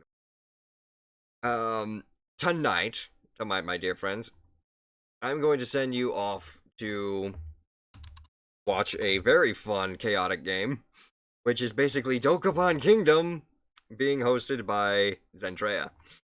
So, have a great night the rest of the day. Yes, indeed, indeed. And thank you all to everyone who joined into another session of King of the Castle. Feel free to copy and paste either one of these raid messages. If you did enjoy what you saw, do consider leaving a follow as well, as it helps out the channel a lot. And if you are also watching from the YouTube archive, do consider subscribing there as well, as subscribing to both channels will help out a ton. And finally, if you are curious on trying to figure out when I go live, if I have to cancel stream for any reason, or if there's any special events going on, do consider checking out the socials on my card. And, yes, from there you'll be able to figure out whenever I go live and all that other stuff. So yes, thank you all so much once again for joining me. And, as always, I will see you next time. Let's watch some more kingdoms go into chaos. And I certainly hope for the next session, another session of this as well. Spirits bless, and bye-bye.